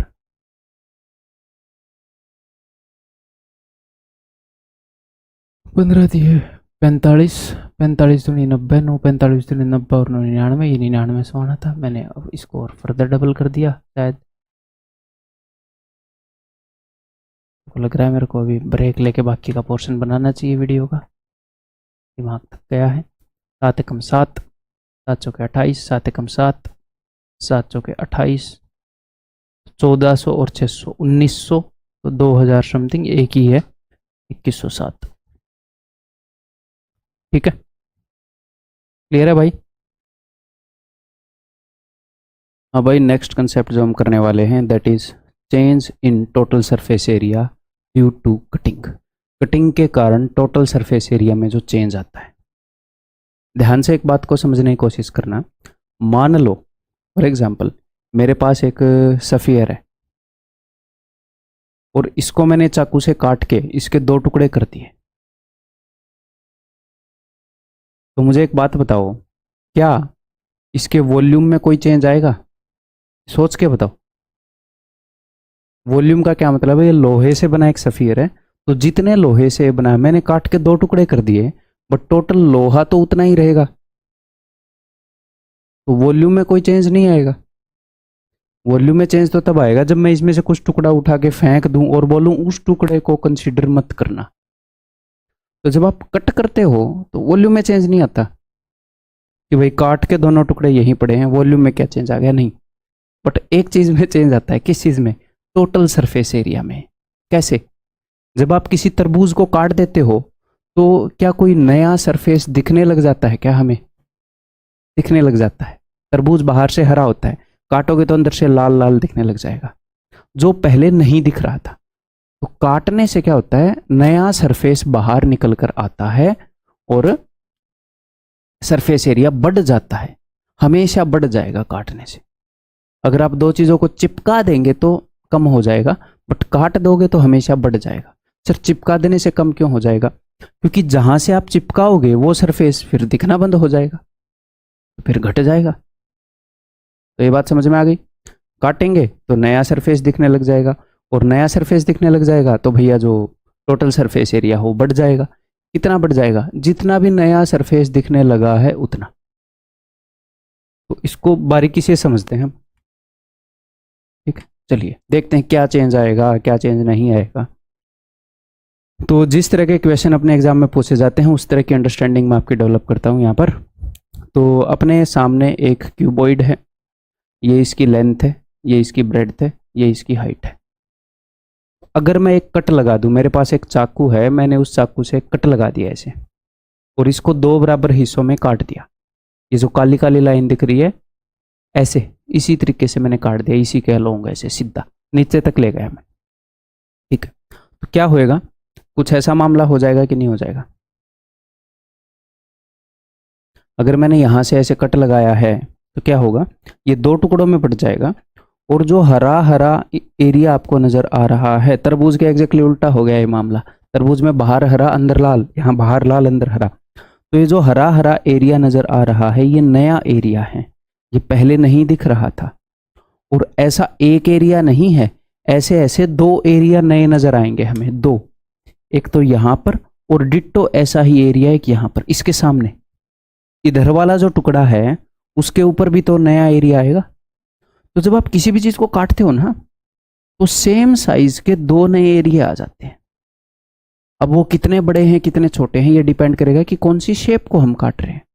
बट जब हम काटते हैं दो टूक कर देते हैं। अगर आपके पास एक आलू भी होगा ऐसे, उसको भी आप ऐसे काट दोगे, तो ये जो इस साइज का एरिया दो होंगे, दूसरे वाले टुकड़े पर, इस वाले टुकड़े पर भी। ठीक, क्लियर है भाई? ओके। और अगर मैंने इसे काटा तो इस वाले टुकड़े की लेंथ तो एल ही रहेगी, ब्रेड्थ जो है वो b/2 हो जाएगी, पूरी ब्रेड्थ b थी, ये b/2, और हाइट जो है दोनों टुकड़ों की h रह जाएगी। क्या सर हमें ये रट के रखना है? नहीं, जस्ट समझा रहा हूँ। क्या आपको ये समझ में आ रहा है? मोर देन एनफ, समझ में आ रहा है तो ये चीज़ ऐसे रट के नहीं रखनी। ब्रेड्थ के अलोंग काटेंगे तो ब्रेड्थ हाफ हो जाएगी, बाकी लेंथ हाइट सेम रहेगी ना, समझते रहो। ठीक है, अगर इसी टुकड़े को मैं ऐसे काट दूँ तो चाकू से ऐसे दो टुकड़े कर दूं तो क्या हो जाएगा? ऐसे दो टुकड़े होंगे। देखो यहां पर जो नया एरिया आया था कौन सा आया था वैसे? अगर ध्यान से हम देखें, ये जो ग्रीन ग्रीन एरिया है, ये इसका क्या साइज था? ये जो ग्रीन ग्रीन एरिया है ये रेक्टेंगल टाइप का है, दिख रहा है स्क्वायर टाइप का, बट रेक्टेंगल टाइप का है। इसकी लंबाई कितनी है? आप बोलोगे सर इसकी लंबाई तो वही है जो एल एल। ठीक है, और ये वाली साइड कितनी लंबी होगी? एच। तो ये L इंटू एच जो भी एरिया होएगा उतना ही यहां पर है और उतना ही इस तरफ है। रटने की जरूरत नहीं है कि ब्रेड्थ के लॉन्ग काटेंगे तो L इंटू एच एरिया आता है, नहीं, जस्ट बता रहा हूं। ऐसे ही आप एरिया निकाल सकते हो कि ये जो नया एरिया आया है भाई रेक्टेंगुलर टाइप का है, तो उसकी ये वाली डायमेंशन है ब्रेड्थ के बराबर और ये वाली डायमेंशन है हाइट के बराबर, तो ये b इंटू एच के बराबर एरिया यहां पर है और इसी के बराबर एरिया यहां पर दिख रहा होगा। ठीक है जी, जस्ट हम समझ रहे हैं। अगर इसी क्यूब को मैं ऐसे काट दूं तो लाइक, समझ गए, ऐसे दो टुकड़े हो जाएंगे, ऐसे दो टुक, ठीक है, तो ये नया एरिया आ गया। ठीक है जी, तो ये हाइट थी पूरे क्यूब की, ये h/2 आधी हाइट हो जाए, एग्जैक्टली बीच में काटा है मैंने। अगर आप बीच में से नहीं भी काटोगे ना, मान लो थोड़े से ऊपर से काट दोगे, तो भी जो नया एरिया डेवलप होएगा वो तो उतना ही होएगा। क्यों सर, ऐसे कैसे? देखो, जब भी आप एक कट लगाओगे, आप कहीं पर भी लगा लो, एक रेक्टेंगल ही आएगी। और हाँ, हम ऐसे टेढ़ा कट नहीं लगाएंगे कि ऐसे टेढ़ा कट लगा दिया, अपने एग्जाम में नहीं है टेढ़ा मेढ़ा कट। ठीक है, ओके जी। तो ये जो रेक्टेंगुलर सरफेस होएगा, इसकी लंबाई है L और इसकी ये चौड़ाई है B, तो L इंटू बी एरिया ये लिखने तो नहीं देगा भाई,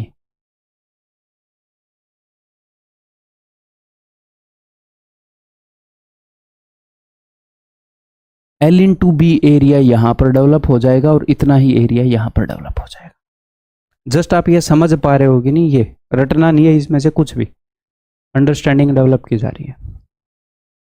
ठीक है, क्लियर है, ओके जी। तो यहां पर वैसे मैंने किया क्या है, देखें एक बार इसको समअप करें।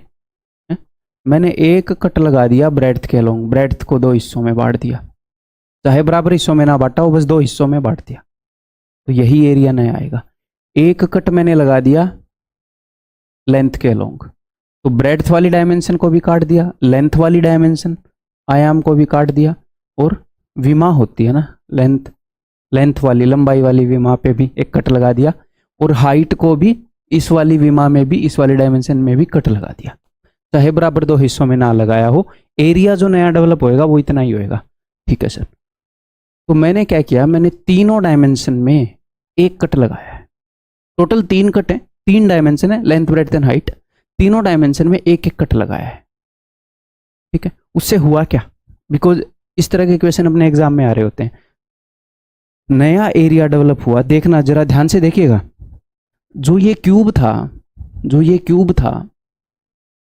क्यूब नहीं सॉरी क्यूबॉइड था, इसके 6 फेस थे। इसके अगर मैं सरफेस एरिया की बात करूं, 6 फेस थे। 2 फेस तो थे L इंटू बी वाले,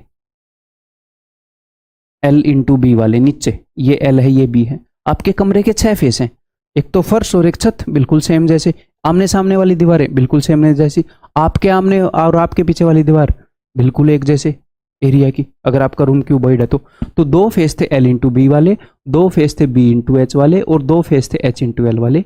इसी कारण तो टोटल सरफेस एरिया वो होता है 2 कॉमन लेके L B B H H L। तो जब आपने तीनों डायमेंशन पर कट लगाए ना, तो 2 नए फेस आ गए L इंटू एच वाले, हाँ जी सर, L इंटू एच वाले, 2 नए फेस आ गए B इंटू एच वाले, नए एग्जिस्ट हो गए, और 2 नए फेस बन गए L इंटू बी वाले। यानी कि जो नया एरिया ये है ओल्ड, और जो नया एरिया आया है वो भी इतना ही है।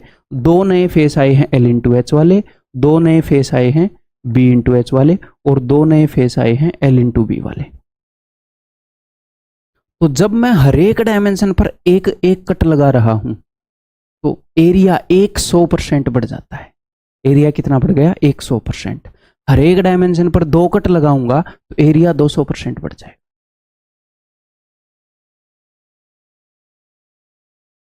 ठीक है, वो 2 कट लगाऊंगा तो 200% कैसे बढ़ जाएगा वो बताऊंगा मैं आगे, 2 कट कैसे लगेंगे उसकी टेंशन मत लेना। ये समझ गए कि यार ये तो एरिया डबल हो गया। पहले जो टोटल सरफेस एरिया था, अगर मैं ये तीनों कट इकट्ठे लगा दूं तो की बात हो रही है, तो तीनों कट इकट्ठे लगेंगे तो क्या होगा वो भी मैं दिखाऊंगा। अगर मैं ऐसे भी काट दूं, ऐसे भी काट दूं, ऐसे भी काट दूं एक ही जगह पर, तो मैंने ये बताया है। पहले मैंने अलग अलग कट लगाकर दिखाए कि कट लगते कैसे हैं, नया एरिया कैसे डेवलप होता है। तो जब आप ये कट लगा दोगे नया एरिया आ गया, फिर आप इसको अगर ऐसे काट दोगे तो जो नया एरिया आया था वो भी दो हिस्सों में बढ़ जाएगा, बट रहेगा तो उतना ही। और यहां पर जब मैं कट लगाऊंगा तो नया एरिया तो इतना ही डेवलप होगा, b into h, two b into H.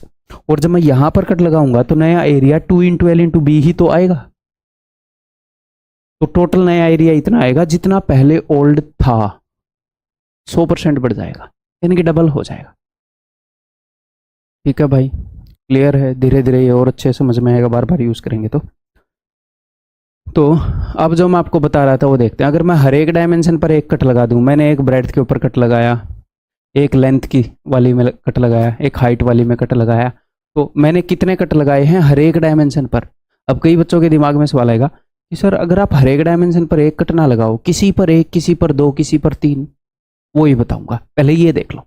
तो अगर हर एक डायमेंशन पर एक कट लगाऊंगा, one cut on each dimension, area will increase 100%।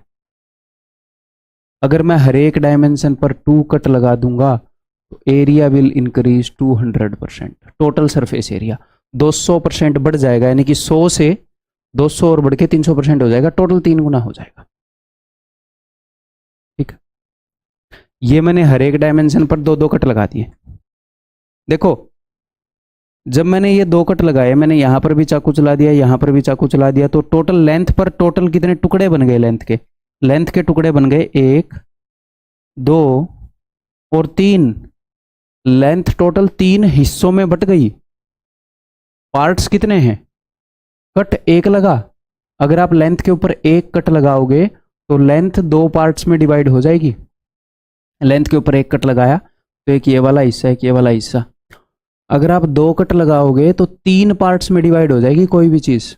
अगर आपके पास एक लकड़ी है, उसके ऊपर मैंने एक कट, दो कट, तो 3 टुकड़े बन जाएंगे। तो मैं कितने पार्ट बने की बात नहीं कर रहा, मैं कट्स की बात कर रहा हूं। एक कट लगाने से 100% एरिया बढ़ जाएगा, हर एक डायमेंशन पर एक कट लगाएंगे तो मैं ऐसे क्यों बता रहा हूं? क्योंकि वो ऐसे क्वेश्चन पूछ रहा है और डायरेक्टली पूछ रहा है वो भाई। ठीक है, तो यहां पर एक बार लिख देता कि आपको बाद में भी याद रहे। कट्स, दो कट लगे हैं, एक तो ये वाला और एक ये वाला, और 3 पार्ट्स बने हैं, एक ये वाला, एक ये वाला और एक ये वाला। And I am talking about cuts. तो अगर आप ऐसे कट लगा दोगे, वैसे एक और चीज देखें कि यहां पर कितने छोटे छोटे टुकड़े बन गए। ये जब हमने कट्स लगाए, मैंने लेंथ के अलोंग दो कट लगा दिए, ब्रेड्थ के अलोंग दो कट लगा दिए, हाइट के अलोंग भी दो कट लगा दिए। देखो, तो अगर आपके पास एक रेक्टेंगुलर फील्ड है और उसको आपने ऐसे काट दिया, तो मैं बोलूँ इसके अंदर कितनी रेक्टेंगल है, तो आप ये बोलते हो यहां पर तो 4 रेक्टेंगल हैं, 1 2 3 4, 4 रेक्टेंगल बन गई काटने से। मैं कट्स की बात नहीं कर रहा, रेक्टेंगल की। और यहां पर 1 2 3 रेक्टेंगल हैं, तो 4 into 3 is equal to 12 parts में डिवाइड हो गया एरिया। 12 पार्ट्स में ये डिवाइड हो गया। ऐसे ही यहां पर सिर्फ 2 डायमेंशन है, लेंथ इंटू ब्रेड्थ, यहां पर 3 डायमेंशन है। मैंने क्या देखा कि लेंथ को 4 पार्ट में डिवाइड कर दिया, ब्रेड्थ को 3 पार्ट में डिवाइड कर दिया, तो 4 3 12, टोटल 12 टुकड़े हो गए। यहां पर मैं देखूंगा कि लेंथ को कितने टुकड़ों में डिवाइड कर दिया। लेंथ को 1 2 3 टुकड़ों में डिवाइड कर दिया, ब्रेड्थ को 1 2 3 टुकड़ों में डिवाइड कर दिया, हाइट को, ये हाइट जो है 1 2 3 टुकड़ों में डिवाइड कर दिया। तो 3 3 होती है 27, 27 क्यूबॉइड्स बन जाएंगे, 27 क्यूबॉइड्स बन जाएंगे। एग्जैक्टली सेम काम यहां पर 2D में है, सेम अंडरस्टैंडिंग। यहां पर एग्जैक्टली सेम काम 3D में है। ये 2D की अंडरस्टैंडिंग हो गई, ये 3D की अंडरस्टैंडिंग, एग्जैक्टली सेम काम। ठीक है भाई, क्लियर है?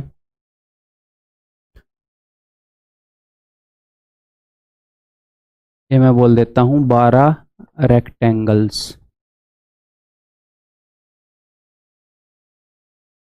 ओके, अब आगे अगर मैं 3 कट लगा दूं लेंथ के लॉन्ग, देखो 1 2 3, 3 ही कट लगाए हैं, हर एक 4 हिस्सों में मैंने बांट दिया। तो 3 कट लेंथ के अलोंग, 3 कट ब्रेड्थ के अलोंग और 3 कट हाइट के अलोंग, तो 300% बढ़ जाएगा एरिया। इस केस में कितना बढ़ जाएगा एरिया? इस केस में एरिया बढ़ जाएगा मेरे भाई, इस केस में टोटल सरफेस एरिया 2 कट लगाए हैं प्लस 200% हो जाएगा। लेंथ ब्रेड्थ हाइट के अलोंग हर जगह 2 कट, यहां पर लेंथ ब्रेड्थ हाइट के अलोंग हर जगह 3 कट लगाए हैं, तो एरिया 300% बढ़ जाएगा। ये मैंने आपको रटवाया नहीं, आपको समझाया है, अब हमेशा याद रहेगा। 2-3 सेकंड लगेंगे, फिर से आप बना भी पाओगे। यार हर एक के अलोंग एक कट मारने से इस फेस का जितना एरिया है और इसके सामने वाले फेस का जितना एरिया है, ये कट मारने से उतना ही नया एरिया आ जाता है। एक कट मारने से हर जगह 100% एरिया बढ़ जा रहा है, हर डायमेंशन पर एक कट मारने से। अब क्वेश्चन आता है कि अगर मैं सर अलग अलग कट मार के दे दे एग्जामिनर कि लेंथ पर तो 2 ही कट मारे, ब्रेड्थ पर 1 ही कट मारा और हाइट पर 1 2 3 कट मार दिए, तो हमें कैसे पता चलेगा चेंज इन सरफेस एरिया? तो उस केस में आप क्या करोगे, सपोज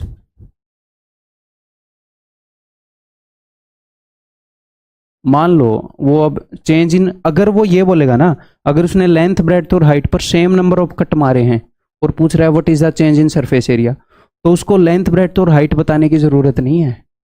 हर एक जगह पर अगर उसने 1 कट मारा है तो 100% सरफेस एरिया बढ़ेगा, 2 कट मारे हैं तो लेंथ ब्रेड्थ हाइट कितनी भी हो उसको बताने की जरूरत नहीं है।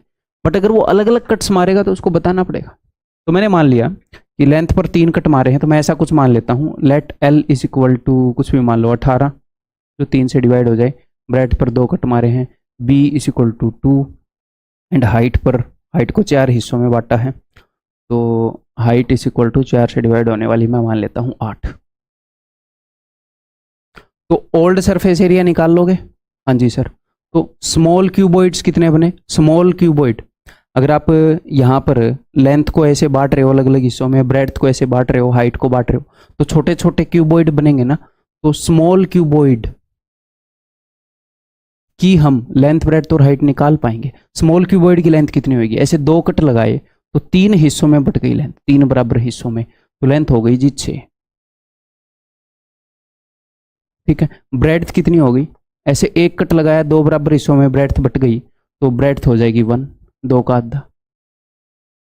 और हाइट 4 हिस्सों में हाइट बांट दी उसने 3 कट लगा के, तो इसको 4 से डिवाइड करेंगे, हाइट हो जाएगी जी 2। तो और छोटे छोटे क्यूबॉइड का नंबर कितना है? Number of small cuboids, number of small cuboids is equal to, देखो लेंथ के ऊपर 1 2 3 हिस्सों में उसने लेंथ बांटी है, ब्रेड्थ उसने बांटी है 1 2 हिस्सों में, और हाइट उसने बांटी है 1 2 3 4 हिस्सों में, तो 4 दूनी 8 थी, 24 क्यूबॉइड बने हैं। तो पहले जो सरफेस एरिया था उसके लिए हम पुराने वाले क्यूबॉइड का सरफेस एरिया निकाल लेंगे यहां पर फॉर्मूला लगा के। कौन सा formula? 2 into l b plus b h plus h l. नए एक छोटे क्यूबॉइड का सरफेस एरिया निकाल लूंगा मैं यहां से, 2 into l b into 2 into l b plus b h plus h l, और ऐसे ऐसे 24 क्यूबॉइड है उसको मैं 24 गुना कर दूंगा, तो ये नया टोटल सरफेस एरिया आ जाएगा। समझ में आ गई बात? हर केस कवर कर दिया हमने। जनरली अपने एग्जाम के अंदर ऐसे आ रहे हैं, बट ऐसे भी आ सकते हैं, बिल्कुल रिलेवेंट हैं। रीजनिंग में तो इस तरीके से वो क्यूब को पेंट में डिप किया, कितने सरफेसेज हैं, फलान दकड़ मकड़, रिलेवेंट है टोटली। ठीक है भाई, और ऐसे आए भी हैं पहले। आगे बढ़ जाऊं, एक बार रिवाइज कर लो यहाँ पर चीज़ों को, चाहे मैं बता देता हूँ कैसे रिवाइज करोगे।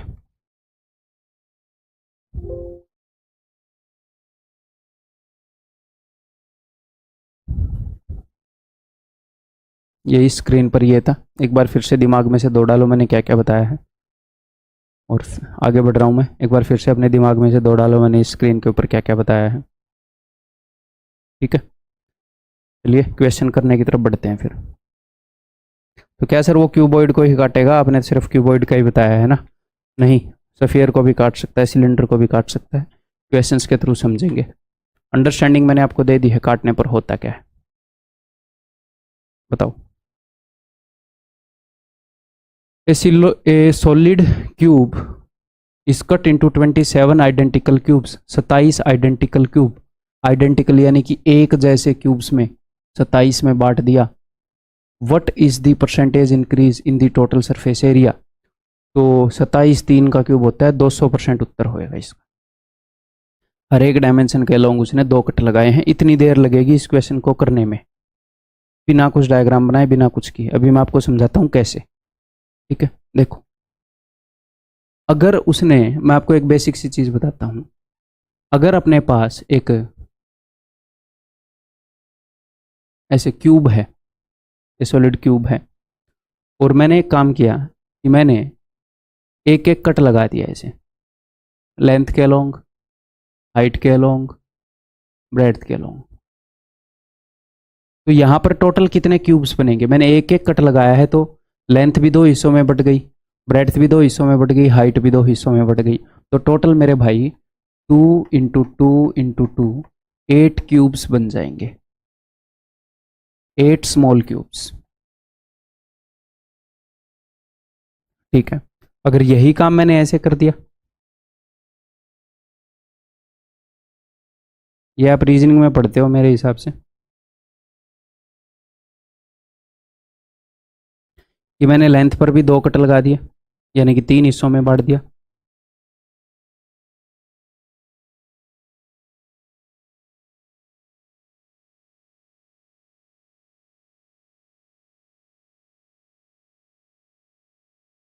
ठीक है, इसको भी 3 हिस्सों में बांट दिया, इसको भी मैंने 3 हिस्सों में बांट दिया। तो ये भी 3 हिस्सों में बट गई, ये भी 3 हिस्सों में, ये भी 3 हिस्सों में, तो 3 इंटू 3 इंटू 3, ऐसे ही तो पता लगता है कि कितने क्यूब बनेंगे, यानी कि 27 क्यूब्स बनेंगे। 27 छोटे क्यूब्स में बट जाएगी। इसका उल्टा भी आपको करके करना आना चाहिए। अगर किसी बंदे ने यह बताया है कि 64 स्मॉल क्यूब्स बने हैं, एक बंदा बोल रहा है, और कैसे बने हैं, आइडेंटिकल, क्योंकि 64 बनने को आपके दिमाग में यह आएगा कि सर ऐसे भी तो बन सकते हैं 27, कि एक को मैंने 9 इंटू 3 इंटू 1, क्यों नहीं बन सकते 27, 9 इंटू 3 इंटू 1 से भी तो बन सकता है, 8 ऐसे भी तो बन सकता है, 4 इंटू 2 इंटू 1। लेकिन जब मैं बोल रहा हूं कि उसने हर जगह पर 2-2 कट, अगर वो हर जगह पर एक एक कट लगाएगा, सेम नंबर ऑफ कट लगाएगा, तो ये बिल्कुल आइडेंटिकल बनेंगे, बिल्कुल एक जैसे बनेंगे। अगर मैं क्यूब को काटूंगा ऐसे, बिल्कुल एक जैसे क्यूब बनेंगे, ठीक है। तो अगर वो बोल रहा है 64 छोटे स्मॉल आइडेंटिकल क्यूब्स हैं, तो आपको यह पता लगना चाहिए कि 4 की पावर 3 है, यानी कि हर एक डायमेंशन को 4 पार्ट्स में बांट दिया गया होगा। तभी तो ये भी 4 पार्ट में, ये भी 4 पार्ट में, ये भी 4 पार्ट में, तो हर एक डायमेंशन को 4 पार्ट्स में बांट दिया गया होगा, यानी कि हर एक डायमेंशन पर 3 कट्स लगे होंगे। अब 3 टुकड़ों में बांटने के लिए 2 कट लग रहे हैं, ये आपको रटना नहीं है। आपको ये चीजें समझ में आ रही हैं, तो प्रोसेस करने में टाइम लगेगा। मैं आपसे एकदम ऐसे पूछ लूं कि 2 कट पे कितना क्या होता है, 2 कट लगने से कितने पार्ट बनेंगे, तो एकदम से 3 पार्ट, ऐसे बोलने की जरूरत नहीं है कि 2 कट लगाएंगे तो 3 पार्ट बनेंगे। हाँ सर 3 पार्ट, इतनी प्रोसेसिंग भी कर लेते हो, मोर देन एनफ है। बच्चे ऐसे डर जाते हैं, अच्छा अभी रटना पड़ेगा, क्यों, ये एक लकड़ी है, इसको एक बार कैंची से काटूंगा तो कितने पार्ट हो जाएंगे, 2, एक कट लगाने पर 2 पार्ट, सिंपल। इसके ऊपर 2 कट मार दूंगा तो 3 हिस्से हो जाएंगे। अच्छा 2 कट, जितने मैं कट लगा रहा हूं उससे एक ज्यादा हिस्सा हो रहा है, रटना क्यों है, हम अपने दिमाग को साथ लेके जाएंगे, है ना। ठीक है, तो 4 पार्ट्स में हर एक डायमेंशन बट रही है, तो यानी कि 3 कट्स। तो अगर आपने किसी बड़े क्यूब के काट काट के 64 क्यूब कर दिए, तो 4 की पावर 3, यानी कि 4 हिस्सों में हर डायमेंशन बढ़ जाएगी। अगर आपने आइडेंटिकल स्मॉल क्यूब्स बनाने हैं, तो लेंथ, ब्रेड्थ और हाइट पर बराबर नंबर ऑफ कट काटने पड़ेंगे। ये मैं बोल रहा था, क्योंकि 64 तो ऐसे ही बन सकता है ना कि 8 इंटू 4 इंटू 2, 8 चौके 32 दूनी 64, कि लेंथ पर 8 पार्ट बना दिए, ब्रेड्थ पर 4 बना दिए, यहाँ पर 2 बना दिए, 64, 4 इंटू 4 इंटू 4 से ही बनना जरूरी थोड़ी है भाई। बट अगर आइडेंटिकल क्यूब्स बनाने हैं तो इक्वल नंबर ऑफ कट्स लगाने पड़ेंगे लेंथ, ब्रेड्थ और हाइट पर। ओके सर, तो 4 का क्यूब 64 होता है, यानी कि हर लेंथ ब्रेड्थ और हाइट सारी 4 पार्ट में बटी हैं, यानी कि 3 कट लगाए होंगे और हर एक डायमेंशन पर 3 कट लगाए हैं, तो 300% बढ़ जाता है एरिया। है सिंपल। ऐसा ही मैंने यहाँ पर किया।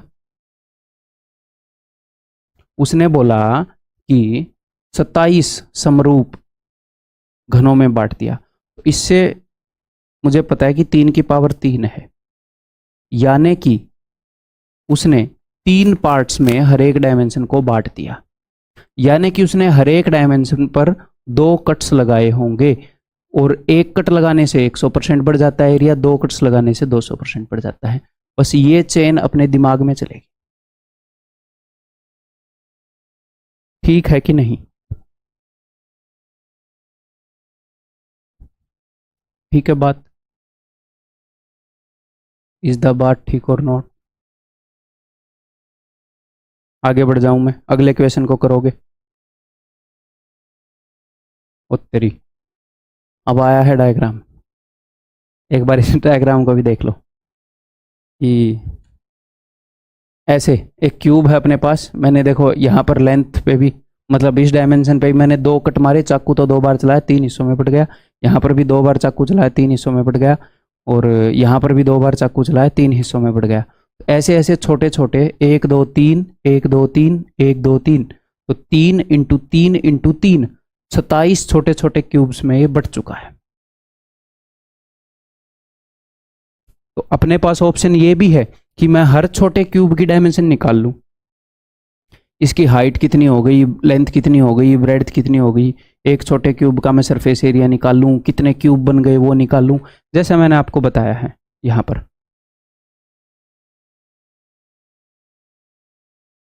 बट वो करने की जरूरत नहीं है जब तक सेम नंबर ऑफ कट्स लगे हैं हर एक डायमेंशन के ऊपर। ठीक है, आगे बढ़ जाएं फिर। चलो,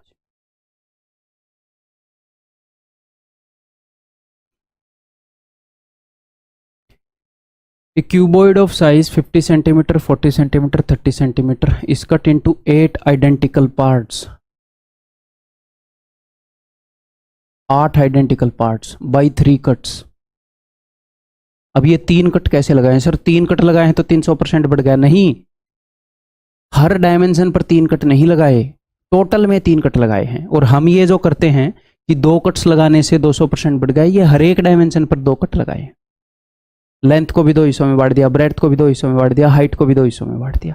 ठीक है, तो उसने 8 आइडेंटिकल पार्ट्स में बांटा है, यानी कि 2 इंटू 2 इंटू 2, 2 कट्स, सॉरी, उसने लेंथ ब्रेड्थ और हाइट को हर एक को 2 पार्ट्स में बांट दिया, 2 पार्ट्स, यानी कि 1 cut on each dimension. 3 dimension है, लेंथ ब्रेड्थ और हाइट। लेंथ के अलोंग भी 1 कट मारा, ब्रेड्थ के अलोंग भी 1 कट मारा, हाइट के अलोंग भी 1 कट मारा, टोटल 3 कट मारे हैं, 1 कट अलोंग ईच डायमेंशन, और 8 आइडेंटिकल पार्ट्स में उसने बांट दिया है। ठीक है, तो 1 कट मारा है तो 100% बढ़ जाएगा एरिया।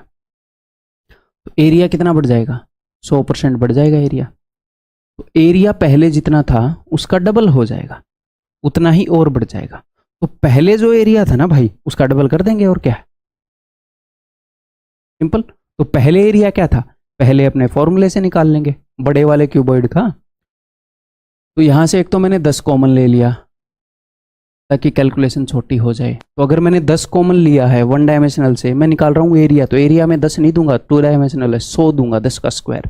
तो मैंने वो 100 ऑलरेडी दे दिया जो मैंने काटा था, बाद में क्या पता हम भूल जाएं।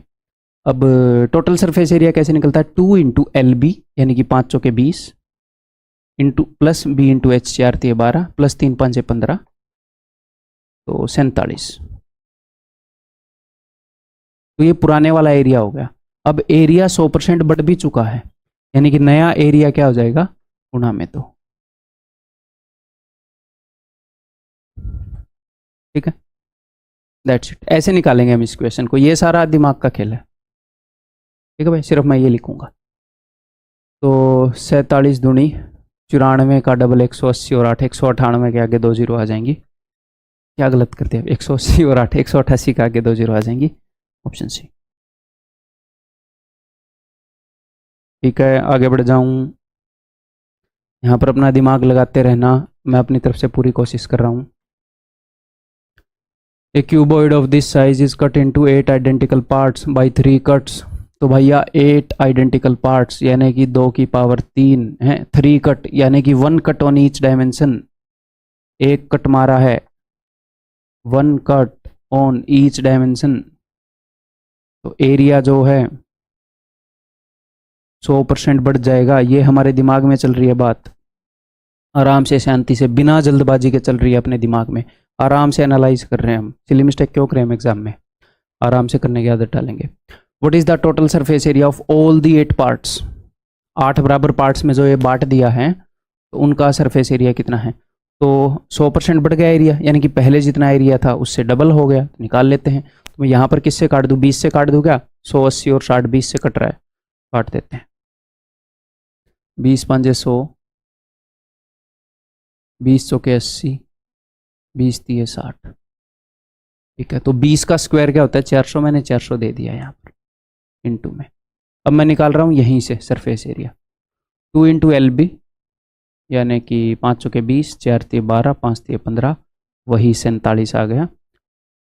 47। और अब मैं एरिया, ये पहले वाला एरिया है, अब एरिया जो है 100% बढ़ चुका है। उसने जिस हिसाब से कट लगाए हैं, हर एक डायमेंशन पर वो 2 कट लगाता तो एरिया 200% बढ़ जाता, तो अब 3 गुना हो जाता।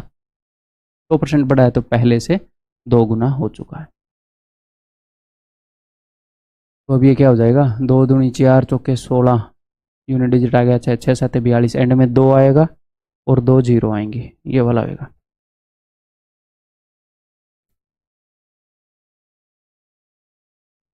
ठीक है, आगे बढ़ जाऊं।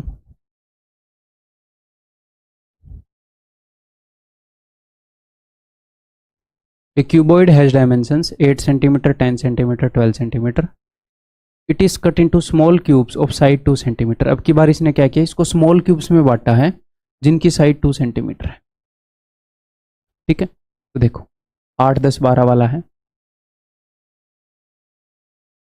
पहले एक बार क्वेश्चन देख लेते हैं। What is the percentage increase in the total surface area? Total surface area में क्या परसेंटेज इंक्रीज है? तो यहाँ पर इसको एग्जैक्टली डायग्राम बनाने की ज़रूरत नहीं है सोल्व करने के लिए, बट समझाने के लिए है। ये 8 10 12 इसकी डायमेंशन है। आप ऐसे मान लो कि ये 8 है टोटल, है ये 10 है टोटल, और ये 12 है टोटल। तो इसने कैसे काटा है? 2 सेंटीमीटर, जो क्यूब्स हैं वो 2 सेंटीमीटर के हैं। तो जस्ट आपको समझाने के लिए मैं बता रहा हूँ। यहाँ पर उसने अगर 2 सेंटीमीटर के हैं तो 4 आएंगे ना, 2 2 2 2 चौके 8, तो 4 आएंगे। तो उसने ऐसे काट दिया, 1 2 3 4। कितने कट लगाए, क्या लगाए, ये कुछ भी देखने की जरूरत नहीं है इसमें, टेंशन मत लेना। मैं जस्ट आपको एक बार समझा रहा हूं कि हुआ क्या है। दोगे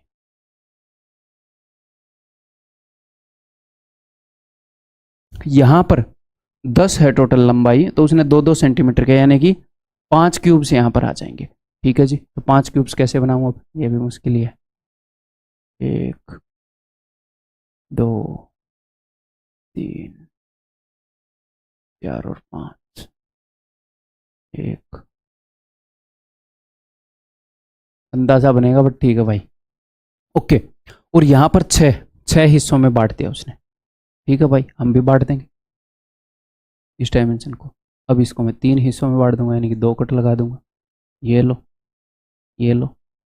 ऑफ कोर्स आपको एग्जाम में ऐसे नहीं बनाना है। 1 2 3 4 5 6। हमें एक्चुअल में एग्जाम में क्या करना है? हमें एक्चुअल में एग्जाम में ये करना है कि 8 सेंटीमीटर है बटे में 2, 4। ये वाला जो 4 है ये निकल कर आ जाएगा। 10 सेंटीमीटर वाली पर, 10 सेंटीमीटर वाली जो डायमेंशन है उस पर 2 2 सेंटीमीटर के कितने क्यूब आएंगे? आप बोलोगे सर 5 क्यूब आएंगे। ये वाला 5 निकल कर आ जाएगा, 5 छोटे छोटे पार्ट। 12 वाली डायमेंशन पर दो दो साइज के अगर आप क्यूब्स बनाओगे तो टोटल 6 क्यूब हो जाएंगे। तो देखो 4 क्यूब हो गए यहाँ पर, 5 यहाँ पर और 6 क्यूब यहाँ पर, तो टोटल कितने क्यूब्स आ जाएंगे?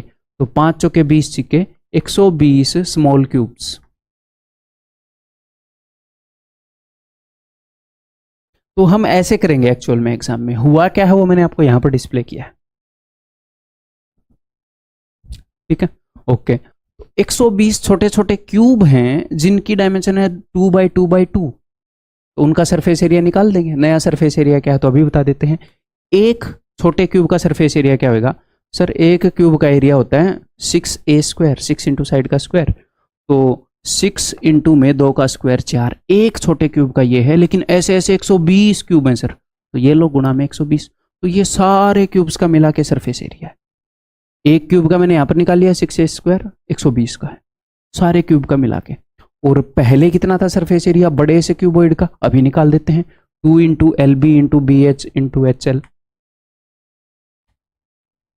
निकाले। फिर यहाँ से मैं 4 काट भी सकता हूँ, कैंसर 4 नहीं 2 ही काट सकता हूँ, बट क्या जरूरत है, छोटे छोटे नंबर हैं। 10 8 80, 12 दे 120, 12 8 96, तो ये हो जाएगा 296, 200 और 96। ठीक है, एक जो नए वाले क्यूब्स का ये सरफेस एरिया है, पुराने वाले क्यूबॉइड का ये सरफेस एरिया है, तो एक वैल्यू दूसरे से कितने % ज़्यादा है कम है सिर्फ रेशियो से पता लग जाता है, यहीं पर निकाल लेते हैं। हम एक बार काटा पीटी कर लेते हैं फिर। तो 2 से मैंने इसको काट दिया, यहाँ पर 2 आया तो उस 2 से मैं इसको काट देता हूँ। 2 एक कम 2, 2 चौके 8, 2 8 16, 148। अभी भी ये तो 4 से कट जाएगा, तो 4 से काट देते हैं। 4 3 12, 4 7 28, अब ये नहीं कटेगा। 180 बटे में 37। ये बोल रहे हैं कितने % बढ़ गया, what is the percentage increase. तो अभी देख लेते हैं परसेंटेज इंक्रीज कितनी है, कितना बढ़ गया है ये। 10 में से 7 गए 3 और 17 में से 3 गए 14, तो 143 बढ़ गया 37 पर। तो 143 बटे में 37 गुणा में 100 वो उत्तर है। तो एक बार मैं अंदाज़ा लगा लूँ कि ये कितने पर जाएगा 37 से। तो ये 40 से 40 चौके 160, तो चौके से कम पर ही जाएगा ये ना। 4 7 देखो एक बार, 4 7 28, 4 3 12, इसके 4 गुना से थोड़ा सा कम है, यानी कि 400% से थोड़ा सा कम बढ़ा है, थोड़ा सा कम, ये नहीं है कि 314 ये। ठीक है, तो ये मैंने अप्रोक्सीमेट किया है कि अगर 4 गुना 148 है उससे थोड़ा सा कम है, तो 400% से थोड़ा सा कम इंक्रीज आया है, यानी कि 386%। ठीक है भाई, आगे बढ़ जाऊं।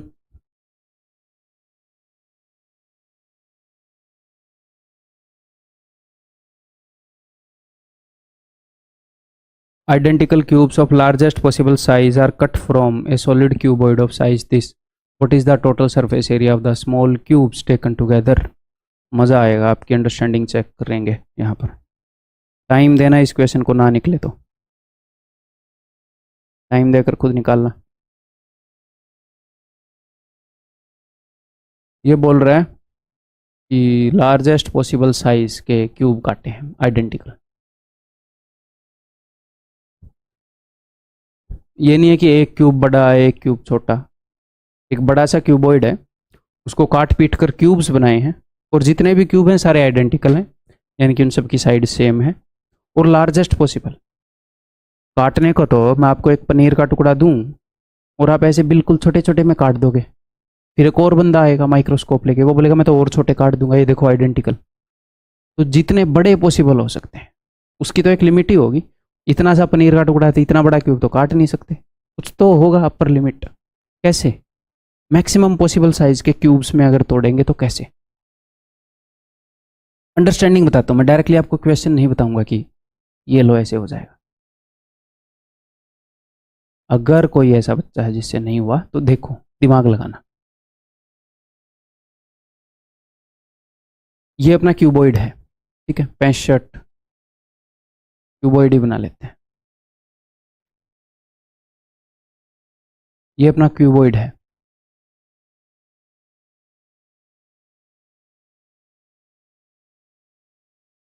तो मुझे क्या करना है, मुझे इसको क्यूब्स में काटना है, ठीक है। तो क्यूब्स और बराबर क्यूब्स में काटना है। तो बराबर क्यूब्स की क्या खासियत है कि उनकी एज की लंबाई सेम होती है। अच्छा जी, तो ध्यान से सुनो, ये जो लेंथ है ये है 65।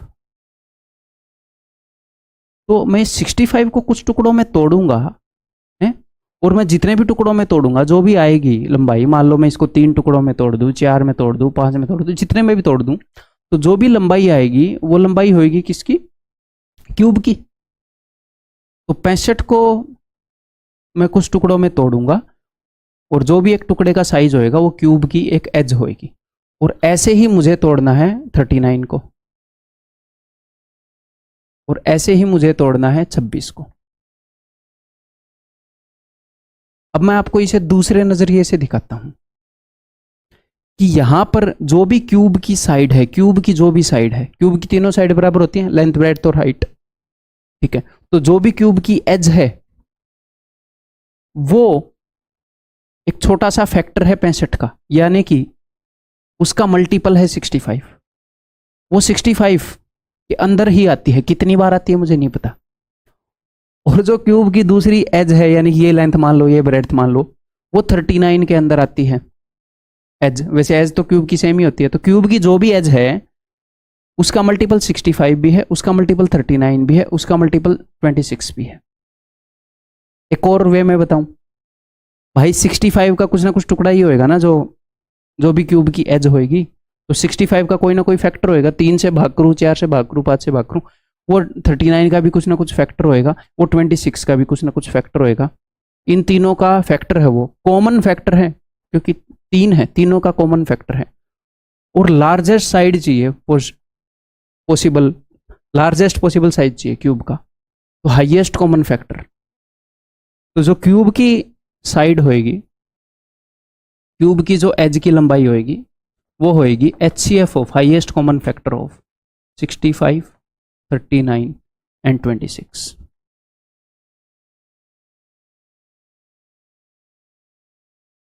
ठीक है। तो हाईएस्ट पॉसिबल फैक्टर इनका क्या है, हाईएस्ट कॉमन फैक्टर साफ साफ दिख रहा है 13, साफ साफ दिख रहा है क्या 13, यानी कि 13 5 65, यहां पर 5 कट लगेंगे। सिर्फ आपको समझाने के लिए बता रहा हूं, ये मैं ऐसे एग्जाम में करना जरूरी नहीं है।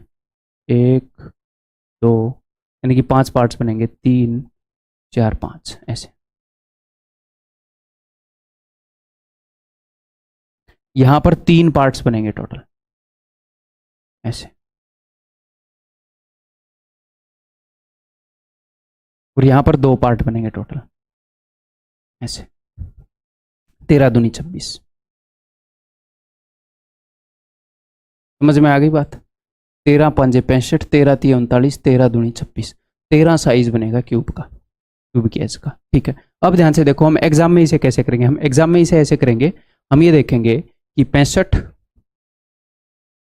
39 एंड 26। ध्यान से सुनिएगा, HCF लेना है, हाईएस्ट कॉमन फैक्टर। तो हाईएस्ट कॉमन फैक्टर क्या होता है, जो भी इनमें से कॉमन निकल सके। तो जो भी आपको दिख रहा है वो लिख लो। तो 13 5 65, यहाँ पर तो डायरेक्टली HCF दिख लिया, नहीं भी दिख गया तो मल्टीपल पार्ट्स में हम निकाल लेंगे HCF को। 13 दूनी 26। अब आपको ये पता चल जाएगा कि लेंथ जो है वो 5 पार्ट्स में बटी है 13। आपको ये पता चल गया, ये तो आपको पता चल गई क्यूब की एज, और इनको मल्टीप्लाई करके आपको पता लग जाएगा कि कितने क्यूब बनेंगे। कैसे पता चलेगा सर, अगर लंबाई 65 है और 13 साइज के क्यूब मैं निकालने लग जाऊं तो 5 क्यूब बनेंगे, यहां पर 3 क्यूब बनेंगे, यहां पर 2 क्यूब बनेंगे। तो 5 थे 15 दूनी 30, 30 क्यूब बनेंगे। समझ में आ गई बात। टोटल कितने क्यूब बनेंगे, 30 क्यूब बनेंगे। तो एग्जाम में सिर्फ ये लिखना जरूरी है कि अच्छा लेंथ ब्रेड्थ हाइट इतनी है, तो मैक्सिमम साइज होगी इनका LCM 13 लिया, तो क्यूब की एज होगी 13, और टोटल 30 क्यूब बनेंगे। 30 ऐसे क्यूब बनेंगे जिनकी साइड जो है वो 13 है। अब ये क्या बोल रहे हैं, what is the total surface area of all the small cubes. तो क्या होएगा सारे स्मॉल क्यूब्स का टोटल सरफेस एरिया। भैया एक क्यूब का क्या होएगा, एक क्यूब का सरफेस एरिया होएगा 6 इंटू साइड का स्क्वायर, 6 इंटू ये, और ऐसे ऐसे 30 क्यूब हैं। खत्म बात, दिस इज द आंसर। समझ में आ गई बात? यूनिट डिजिट मैच कर लें, 3 3 होती है 27, 7 के 42, एंड में 2 और 0 आएगा, एक ही ऑप्शन में है। ठीक है भाई, आगे बढ़ जाओ। ये बताओ, एक लेक्चर के अंदर एनएफ हो जाएगा ये, तो मैं इस क्वेश्चन के बाद देखूँ आगे। सॉलिड क्यूब, सिलेंडर, चलो फिर भी एक ही कर लेते हैं, मैं विराम दूँ आपको, अननेसेसरीली बर्डन ना हो जाए यार एक दिन के उसका कंटेंट का। देखो, 125 identical cubes are cut from a big cube and all the smaller cubes are arranged in a row. तो 125 आइडेंटिकल क्यूब्स काटे गए हैं, तो 125 होता है 5 की पावर 3। ठीक है, यानी कि लेंथ ब्रेड्थ और हाइट पर हर एक पर 5 पार्ट बनाए गए हैं। लेंथ ब्रेड्थ और हाइट हर एक को 5 हिस्सों में बांट दिया, तभी 125 क्यूब बन पाते हैं। ठीक है जी, यहां से हमें ये पता लग रहा है बस। ठीक है, okay. Are arranged in a row to form a long cuboid. तो उसने क्या किया, इनको अरेंज कर दिया एक रो में, एक लंबा क्यूबॉइड बना दिया। यानी कि अपना जो बड़ा क्यूब था वो ये था, उसने लेंथ ब्रेड्थ और हाइट हर एक को 5 हिस्सों में ऐसे काटा और ऐसे ऐसे छोटे छोटे क्यूबॉइड बना दिए। कितने क्यूबॉइड बने? 125। 125 ऐसे क्यूबॉइड बने। ओके जी, तो वो क्या बोल रहा है, what is the percentage increase in the total surface area? Percentage increase कितना है? तो अब की बार उसने ये नहीं पूछा कि काटने के कारण क्या परसेंटेज इंक्रीज है। ध्यान रहे, अगर वो काटने के कारण पूछता तो मुझे पता है कि हर एक डायमेंशन को 5 हिस्सों में बांटा है, तो हर एक डायमेंशन पर 4 कट लगाए हैं, तो इसका मतलब 400% एरिया बढ़ गया। नहीं, उसने ये बोला मैंने काटने के बाद इनको एक ऐसे अरेंज कर दिया। उस भाई ने क्या किया, काटने के बाद इनको छोटे क्यूब्स को ऐसे अरेंज कर दिया, ऐसे।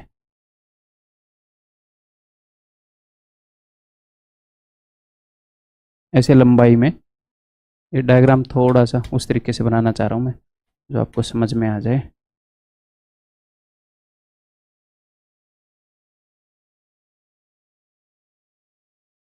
ऐसे,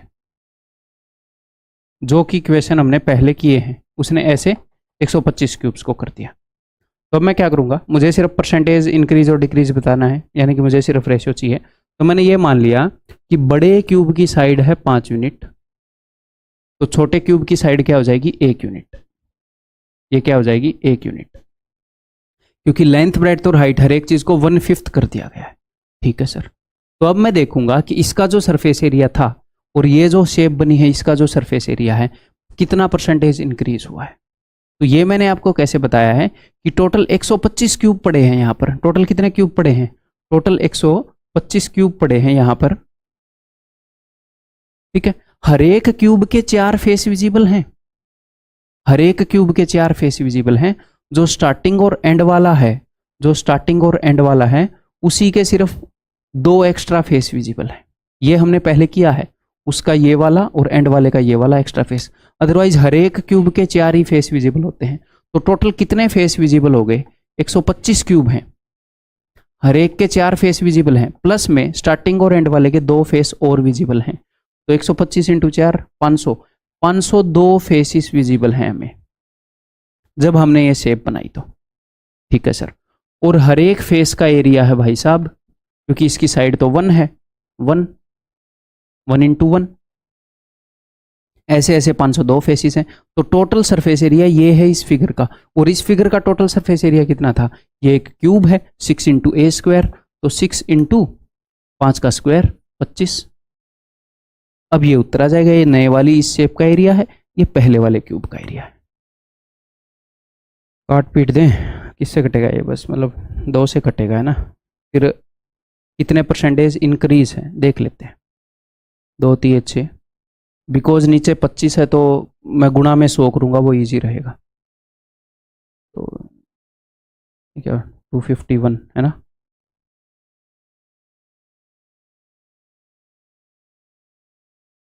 डायरेक्टली 100 कर दूँ या इंक्रीज ही देख लेता हूँ, इंक्रीज कितना है, या फिर डायरेक्टली 100 कर देता हूँ भाई। अगर मैं अभी गुणा में 100 कर दूँ तो 25 से कम 25, 25 चौके 100।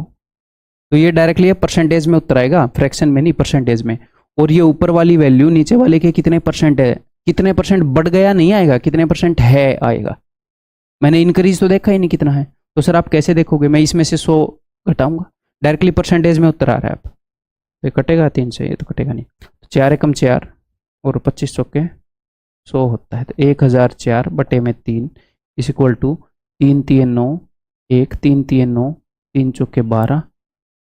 एरिया इतने परसेंट है, ऊपर वाला एरिया नीचे वाले का इतने परसेंट है। बढ़ कितना गया, तो 100% तो पहले भी तो होता है खुद एरिया। अब ये नीचे वाले के कंपैरिजन में 334% है, तो बढ़ गया 234%। 234 2/3%।